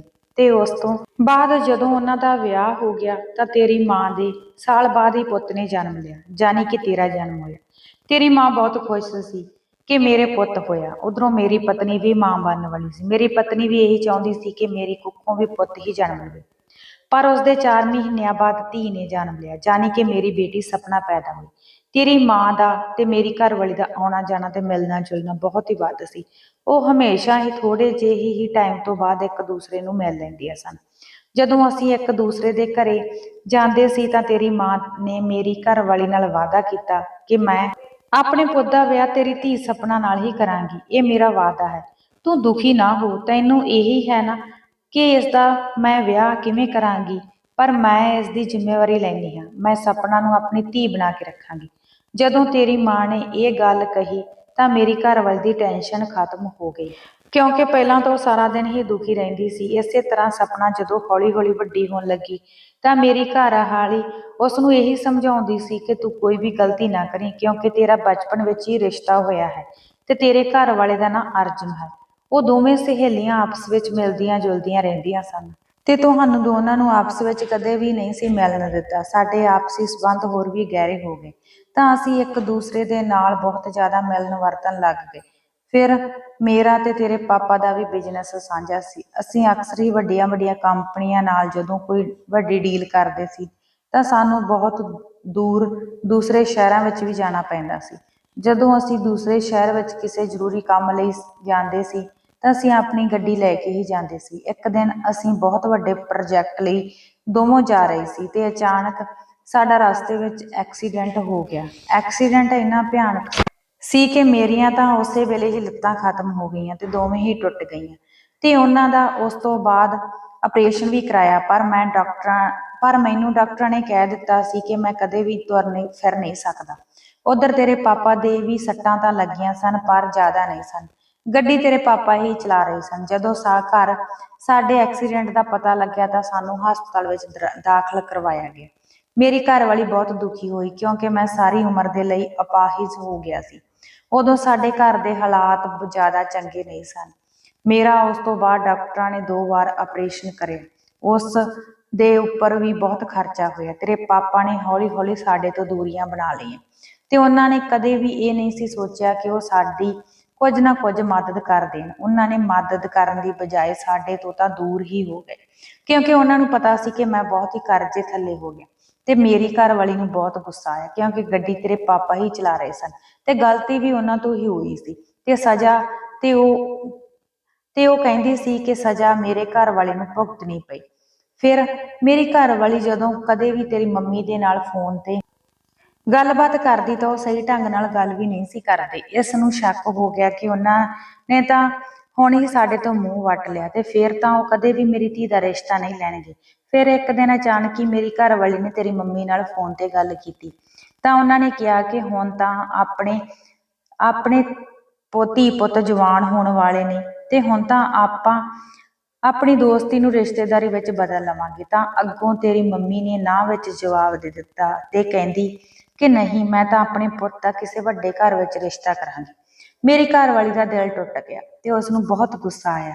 ਜੇ ਸਾਡੇ ਤੇ ਪ੍ਰਮਾਤਮਾ ਨੇ ਗਰੀਬੀ ਦੇ ਦਿਨ ਲਿਆਂਦੇ ਹਨ ਤਾਂ ਹੁਣ ਉਹ ਸਾਡੇ ਤੋਂ ਪਾਸਾ ਵੱਟ ਗਏ। ਉਹ ਤਾਂ ਆਪਣੀ ਧੀ ਨੂੰ ਹਮੇਸ਼ਾ ਇਹੀ ਸਮਝਾਉਂਦੀ ਰਹਿੰਦੀ ਸੀ ਕਿ ਤੂੰ ਅਰਜਨ ਦੀ ਹੋਣ ਵਾਲੀ ਘਰ ਵਾਲੀ ਹੈ। ਤੂੰ ਕਦੇ ਵੀ ਕੋਈ ਗਲਤ ਕਦਮ ਨਾ ਚੁੱਕੀ ਤੇ ਨਾ ਹੀ ਕਦੇ ਗਲਤੀ ਕਰੀ। ਤੇ ਉਹ ਤਾਂ ਮੁੰਡਿਆਂ ਤੋਂ ਵੀ ਉਸ ਨੂੰ ਦੂਰ ਰੱਖਦੀ ਸੀ। ਉਧਰ ਮੇਰੀ ਧੀ ਵੀ ਤੈਨੂੰ ਆਪਣੇ ਦਿਲ ਵਿੱਚ ਆਪਣਾ ਪਤੀ ਮੰਨੀ ਬੈਠੀ ਸੀ। ਪਰ ਜਦੋਂ ਤੇਰੀ ਮੰਮੀ ਦੇ ਮੂੰਹੋਂ ਵਿਆਹ ਲਈ ਨਾ ਸੁਣੀ ਤਾਂ ਮੇਰੀ ਘਰਵਾਲੀ ਦੇ ਅੰਦਰ ਬਦਲੇ ਦੀ ਅੱਗ ਮੱਚਣ ਲੱਗੀ। ਮੈਂ ਉਸ ਨੂੰ ਬਹੁਤ ਸਮਝਾਇਆ ਕਿ ਤੂੰ ਆਪਣੇ ਆਪ ਨੂੰ ਇੰਨਾ ਕਿਉਂ ਦੁਖੀ ਕਰਦੀ ਹੈ। ਜੇ ਆਪਣੀ ਧੀ ਦੀ ਕਿਸਮਤ ਚੰਗੀ ਹੋਈ ਤਾਂ ਇਸ ਨੂੰ ਕੋਈ ਹੋਰ ਅਰਜਨ ਤੋਂ ਵੀ ਵਧੀਆ ਰਿਸ਼ਤਾ ਮਿਲ ਜਾਵੇਗਾ। ਪਰ ਉਹ ਨਾ ਮੰਨੀ ਕਿਉਂਕਿ ਉਹ ਚਾਹੁੰਦੀ ਸੀ ਕਿ ਮੇਰੀ ਧੀ ਦਾ ਉਸੇ ਘਰ ਵਿੱਚ ਹੀ ਵਿਆਹ ਹੋਵੇ। ਫਿਰ ਤੇਰੀ ਮੰਮੀ ਪਾਪਾ ਨੇ ਸਾਡੇ ਨਾਲ ਗੱਲਬਾਤ ਕਰਨੀ ਵੀ ਬੰਦ ਕਰ ਦਿੱਤੀ। ਸਾਡੇ ਤੇ ਬਹੁਤ ਮਾੜੇ ਦਿਨ ਚੱਲ ਰਹੇ ਸਨ। ਸਪਨਾ ਤੋਂ 7-8 ਸਾਲ ਬਾਅਦ ਸਾਡੇ ਪੱਲਵੀ ਨੇ ਜਨਮ ਲਿਆ, ਪਰ ਉਹ ਚਾਹੁੰਦੀ ਸੀ ਕਿ ਮੇਰੇ ਇੱਕ ਪੁੱਤ ਜ਼ਰੂਰ ਹੋਵੇ, ਪਰ ਜੋ ਪ੍ਰਮਾਤਮਾ ਨੂੰ ਮਨਜ਼ੂਰ ਸੀ ਉਹੀ ਹੁੰਦਾ।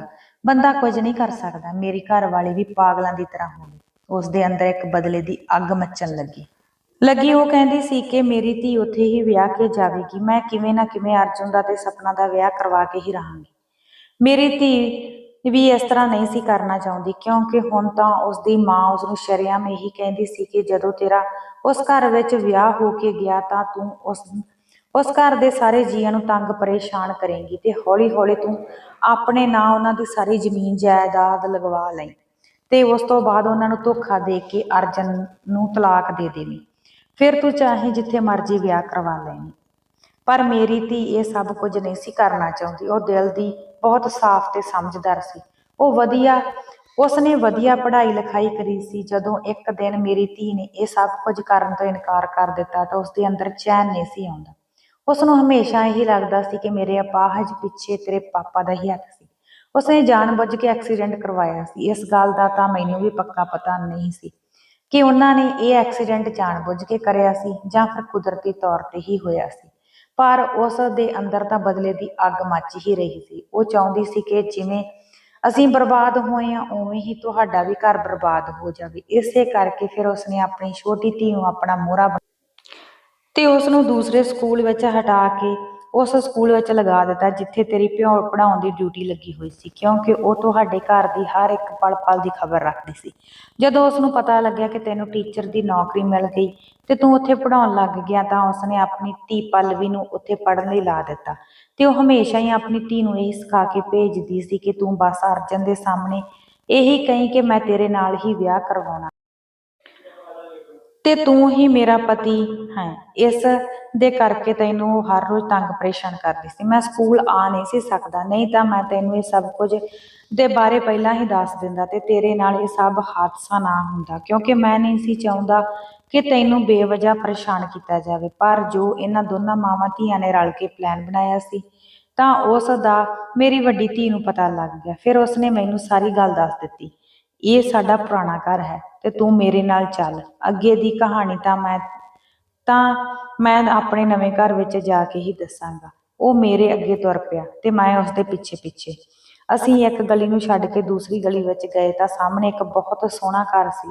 ਜਦੋਂ ਅਸੀਂ ਘਰ ਦੇ ਅੰਦਰ ਗਏ ਤਾਂ ਘਰ ਨੂੰ ਪੂਰੀ ਤਰ੍ਹਾਂ ਸਜਾਇਆ ਹੋਇਆ ਸੀ ਤੇ ਉਹ ਮੈਨੂੰ ਇੱਕ ਕਮਰੇ ਵਿੱਚ ਲੈ ਗਏ ਤੇ ਨਾਲ ਹੀ ਮੈਨੂੰ ਉਹਨਾਂ ਨੇ ਕਿਹਾ ਕਿ ਤੂੰ ਪਹਿਲਾਂ ਹੱਥ ਮੂੰਹ ਧੋ ਲੈ। ਮੈਂ ਸਪਨਾ ਦੇ ਪਾਪਾ ਦੇ ਕਹਿਣ ਤੇ ਆਪਣੇ ਹੱਥ ਮੂੰਹ ਧੋ ਲਏ ਤੇ ਮੈਨੂੰ ਬਹੁਤ ਵਧੀਆ ਹੁਣ ਮਹਿਸੂਸ ਹੋ ਰਿਹਾ ਸੀ। ਫਿਰ ਮੈਂ ਸਾਹਮਣੇ ਇੱਕ ਕੁਰਸੀ ਤੇ ਬੈਠ ਕੇ ਥੋੜੇ ਹੀ ਟਾਈਮ ਬਾਅਦ ਇੱਕ ਬਹੁਤ ਹੀ ਸੋਹਣੀ ਸੁਨੱਖੀ ਜਵਾਨ ਮੁਟਿਆਰ ਹੱਥ ਵਿੱਚ ਟਰੇ ਫੜੀ ਕਮਰੇ ਵਿੱਚ ਆਈ ਤੇ ਟਰੇ ਮੇਰੇ ਸਾਹਮਣੇ ਰੱਖ ਦਿੱਤੀ। ਉਹ ਬਿਨਾਂ ਕੁਝ ਕਹੇ ਚਲੀ ਗਈ। ਮੈਂ ਤਾਂ ਉਸ ਨੂੰ ਦੇਖਦਾ ਹੀ ਰਹਿ ਗਿਆ। ਬਹੁਤ ਹੀ ਸੋਹਣੀ ਸੁਨੱਖੀ ਸੀ। ਉਸ ਦਾ ਹੁਸਨ ਡੁੱਲ ਡੁੱਲ ਕੇ ਪੈਂਦਾ ਸੀ। ਕੋਈ ਵੀ ਉਸ ਨੂੰ ਇੱਕ ਵਾਰ ਦੇਖ ਲੈਂਦਾ ਤਾਂ ਉਸ ਨੂੰ ਦੇਖਦਾ ਹੀ ਰਹਿ ਜਾਂਦਾ। ਮੈਂ ਉਸ ਵੱਲ ਦੇਖ ਹੀ ਰਿਹਾ ਸੀ, ਪਰ ਮੈਨੂੰ ਨਹੀਂ ਸੀ ਪਤਾ ਕਿ ਇਹ ਕੌਣ ਹੈ। ਮੈਂ ਹਜੇ ਪੁੱਛਣ ਦੀ ਕੋਸ਼ਿਸ਼ ਹੀ ਕਰਨ ਲੱਗਿਆ ਸੀ ਕਿ ਸਪਨਾ ਦੇ ਪਾਪਾ ਨੇ ਮੈਨੂੰ ਦੱਸਿਆ ਕਿ ਇਹ ਮੇਰੀ ਧੀ ਸਪਨਾ ਹੈ, ਜਿਸ ਦਾ ਤੇਰੇ ਨਾਲ ਵਿਆਹ ਹੋਣਾ ਸੀ। ਹੁਣ ਇਹ ਬੈਂਕ ਵਿੱਚ ਮੈਨੇਜਰ ਲੱਗੀ ਹੋਈ ਹੈ ਤੇ ਇਸ ਦੀ ਤਨਖਾਹ ਵੀ ਬਹੁਤ ਵਧੀਆ ਹੈ ਤੇ ਇਸ ਨੂੰ ਸਰਕਾਰੀ ਨੌਕਰੀ ਮਿਲ ਗਈ ਹੈ।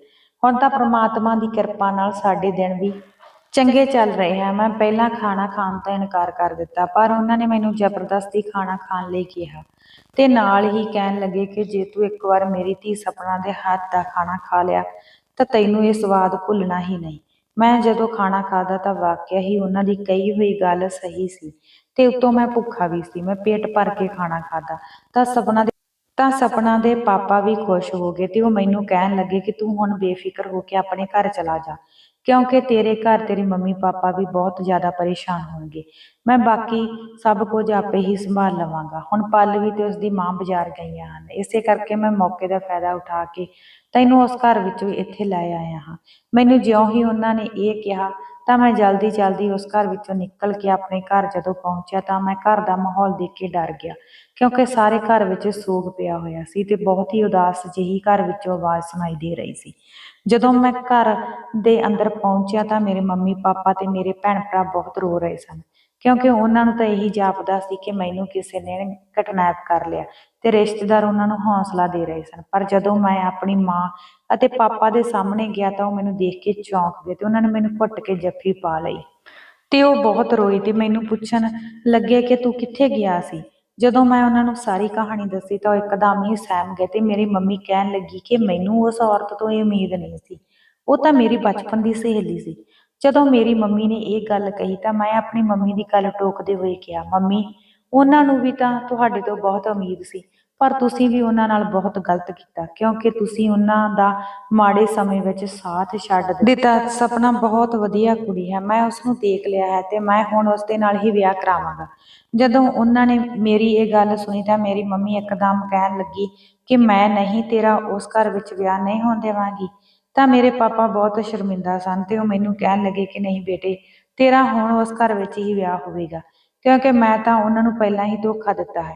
ਮੈਂ ਹੁਣ ਉਸ ਕੁੜੀ ਦੇ ਨਾਲ ਧੋਖਾ ਨਹੀਂ ਕਰਨਾ ਚਾਹੁੰਦਾ ਕਿਉਂਕਿ ਜੋ ਤੇਰੀ ਮਾਂ ਨੇ ਸਪਨਾ ਦੀ ਮਾਂ ਨਾਲ ਵਾਅਦਾ ਕੀਤਾ ਸੀ ਉਹ ਹੁਣ ਮੈਂ ਹੀ ਪੂਰਾ ਕਰਾਂਗਾ। ਮੈਂ ਕੱਲ ਨੂੰ ਉਹਨਾਂ ਦੇ ਘਰ ਜਾਵਾਂਗਾ ਤੇ ਆਪਾਂ ਸਾਰੇ ਹੀ ਉਹਨਾਂ ਦੇ ਘਰ ਜਾਵਾਂਗੇ ਤੇ ਸਪਨਾ ਤੇ ਤੇਰੇ ਰਿਸ਼ਤੇ ਦੀ ਗੱਲ ਕਰਾਂਗੇ। ਅਗਲੇ ਦਿਨ ਜਦੋਂ ਅਸੀਂ ਸਪਨਾ ਦੇ ਘਰ ਗਏ ਤਾਂ ਸਪਨਾ ਦੀ ਮਾਂ ਸਪਨਾ ਦੇ ਪਾਪਾ ਨਾਲ ਬਹੁਤ ਲੜ ਰਹੀ ਸੀ। ਜਦੋਂ ਉਹਨਾਂ ਨੇ ਸਾਨੂੰ ਦੇਖਿਆ ਤਾਂ ਉਹ ਇੱਕਦਮ ਹੀ ਘਬਰਾ ਗਏ। ਮੇਰੇ ਪਾਪਾ ਨੇ ਸਪਨਾ ਦੇ ਪਾਪਾ ਤੋਂ ਮੁਆਫੀ ਮੰਗੀ ਤੇ ਉਹਨਾਂ ਨੂੰ ਕਿਹਾ ਕਿ ਸਾਨੂੰ ਆਪਣੀ ਗਲਤੀ ਦਾ ਅਹਿਸਾਸ ਹੋ ਗਿਆ ਕਿਉਂਕਿ ਅਸੀਂ ਤੁਹਾਡੀ ਧੀ ਨਾਲ ਬਹੁਤ ਪਾਪ ਕਰ ਰਹੇ ਸੀ ਕਿਉਂਕਿ ਜੋ ਅਸੀਂ ਵਾਅਦਾ ਕੀਤਾ ਸੀ ਉਸ ਵਾਅਦੇ ਤੋਂ ਅਸੀਂ ਮੁੱਕਰ ਰਹੇ ਸੀ। ਅਸੀਂ ਤਾਂ ਭੁੱਲ ਹੀ ਗਏ ਸੀ ਕਿ ਤੁਹਾਡੇ ਕਰਕੇ ਹੀ ਸਾਡਾ ਬਿਜ਼ਨਸ ਵਧਿਆ ਸੀ, ਪਰ ਸਾਡੀਆਂ ਅੱਖਾਂ ਦੇ ਉੱਪਰ ਲਾਲਚ ਦੀ ਪੱਟੀ ਵੱਜ ਗਈ ਸੀ। ਇਸ ਕਰਕੇ ਅਸੀਂ ਤੁਹਾਡੇ ਨਾਲ ਰਿਸ਼ਤਾ ਨਹੀਂ ਸੀ ਰੱਖਣਾ ਚਾਹੁੰਦੇ, ਪਰ ਤੁਸੀਂ ਸਾਨੂੰ ਮੁਆਫ ਕਰ ਦਿਓ। ਜਦੋਂ ਮੇਰੇ ਪਾਪਾ ਨੇ ਆਪਣੀ ਪੱਗ ਸਪਨਾ ਦੇ ਪਾਪਾ ਦੇ ਪੈਰਾਂ ਵਿੱਚ ਰੱਖੀ ਤਾਂ ਉਹਨਾਂ ਨੇ ਆਪਣੇ ਦੋਹਾਂ ਹੱਥਾਂ ਨਾਲ ਮੇਰੇ ਪਾਪਾ ਦੇ ਸਿਰ ਦੇ ਉੱਪਰ ਉਹੀ ਪੱਗ ਰੱਖ ਦਿੱਤੀ ਤੇ ਉਹਨਾਂ ਨੇ ਕਿਹਾ ਕਿ ਜੋ ਕੁਝ ਵੀ ਹੋਇਆ ਬਸ ਉਹ ਅਣਜਾਣੇ ਵਿੱਚ ਹੀ ਹੋ ਗਿਆ। ਹੁਣ ਆਪਾਂ ਆਪਣੀ ਦੋਸਤੀ ਨੂੰ ਰਿਸ਼ਤੇਦਾਰੀ ਵਿੱਚ ਬਦਲ ਲਈਏ। ਤੇ ਫਿਰ ਅਸੀਂ ਸਾਰਿਆਂ ਨੇ ਇਕੱਠੇ ਬੈਠ ਕੇ ਚਾਹ ਪੀਤੀ। ਸਪਨਾ ਨੇ ਜੋ ਚਾਹ ਬਣਾਈ ਸੀ ਮੇਰੀ ਮੰਮੀ ਉਸ ਦੀ ਤਾਰੀਫ ਕਰਦੀ ਨਹੀਂ ਸੀ ਥੱਕ ਰਹੀ ਕਿਉਂਕਿ ਸਪਨਾ ਬਹੁਤ ਹੀ ਸੋਹਣੀ ਤੇ ਸੁਨੱਖੀ ਮੁਟਿਆਰ ਸੀ। ਮੈਂ ਵੀ ਖੁਸ਼ ਸੀ ਕਿ ਮੈਨੂੰ ਇੰਨੀ ਖੂਬਸੂਰਤ ਪਤਨੀ ਮਿਲ ਗਈ। ਫਿਰ ਹਫ਼ਤੇ ਬਾਅਦ ਸਾਡਾ ਵਿਆਹ ਹੋ ਗਿਆ। ਵਿਆਹ ਤੋਂ ਬਾਅਦ ਜਦੋਂ ਪੱਲਵੀ ਸਾਡੇ ਘਰ ਆਈ ਤਾਂ ਮੈਂ ਪੱਲਵੀ ਨੂੰ ਛੇੜਦੇ ਹੋਏ ਕਿਹਾ ਕਿ ਪੱਲਵੀ ਹੁਣ ਨੀ ਤੂੰ ਮੇਰੇ ਨਾਲ ਵਿਆਹ ਕਰਾਉਣਾ। ਜਦੋਂ ਮੈਂ ਪੱਲਵੀ ਨੂੰ ਇਹ ਕਿਹਾ ਤਾਂ ਪੱਲਵੀ ਬਹੁਤ ਹੀ ਚਿੜਨ ਲੱਗੀ ਤੇ ਉਹ ਮੈਨੂੰ ਕਹਿੰਦੀ ਕਿ ਜੀਜੂ ਮੈਨੂੰ ਮੁਆਫ ਕਰ ਦਿਓ, ਮੈਂ ਤਾਂ ਮੰਮੀ ਦੇ ਕਹਿਣ ਤੇ ਹੀ ਇਹ ਸਭ ਕੁਝ ਕਰਦੀ ਰਹੀ। ਹਾਂਜੀ ਦੋਸਤੋ, ਇਸ ਕਹਾਣੀ ਤੋਂ ਸਾਨੂੰ ਇਹ ਸਿੱਖਿਆ ਮਿਲਦੀ ਹੈ ਕਿ ਸਾਨੂੰ ਕਦੇ ਵੀ ਆਪਣੇ ਸਵਾਰਥ ਦੇ ਲਈ ਬੱਚਿਆਂ ਨੂੰ ਗਲਤ ਰਸਤੇ ਦੇ ਉੱਪਰ ਨਹੀਂ ਪਾਉਣਾ ਚਾਹੀਦਾ ਕਿਉਂਕਿ ਬੱਚੇ ਇੱਕ ਕੋਰਾ ਕਾਗਜ਼ ਹੁੰਦੇ ਹਨ। ਆਪਾਂ ਜਿਸ ਤਰ੍ਹਾਂ ਉਹਨਾਂ ਦੇ ਮਨ ਵਿੱਚ ਮੈਲ ਭਰਾਂਗੇ ਜਾਂ ਨਫ਼ਰਤ ਭਰਾਂਗੇ ਉਹੀ ਸਾਡੇ ਨਾਲ ਇੱਕ ਦਿਨ ਨਫ਼ਰਤ ਤੇ ਮੈਲ ਨਾਲ ਹੀ ਪੇਸ਼ ਆਉਣਗੇ। ਕਦੇ ਵੀ ਬੱਚਿਆਂ ਨੂੰ ਗਲਤ ਸਿੱਖਿਆ ਨਹੀਂ ਦੇਣੀ ਚਾਹੀਦੀ। ਜੇਕਰ ਸਾਡੀ ਤੁਹਾਨੂੰ ਇਹ ਕਹਾਣੀ ਵਧੀਆ ਲੱਗੀ ਹੋਵੇ ਤਾਂ ਪਲੀਜ਼ ਲਾਈਕ ਸ਼ੇਅਰ ਜ਼ਰੂਰ ਕਰ ਦਿਓ। ਚੈਨਲ ਤੇ ਪਹਿਲੀ ਵਾਰ ਆਏ ਹੋ ਤਾਂ ਚੈਨਲ ਨੂੰ ਸਬਸਕ੍ਰਾਈਬ ਜ਼ਰੂਰ ਕਰ ਲਿਓ ਤਾਂ ਕਿ ਅਗਲੀ ਆਉਣ ਵਾਲੀ ਨਵੀਂ ਕਹਾਣੀ ਸਭ ਤੋਂ ਪਹਿਲਾਂ ਤੁਹਾਨੂੰ ਮਿਲ ਸਕੇ। ਮਿਲਾਂਗੇ ਜੀ ਕਿਸੇ ਹੋਰ ਨਵੀਂ ਕਹਾਣੀ ਦੇ ਨਾਲ, ਤਦ ਤੱਕ ਲਈ ਦਿਓ ਇਜਾਜ਼ਤ। ਰੱਬ ਰੱਖਾ।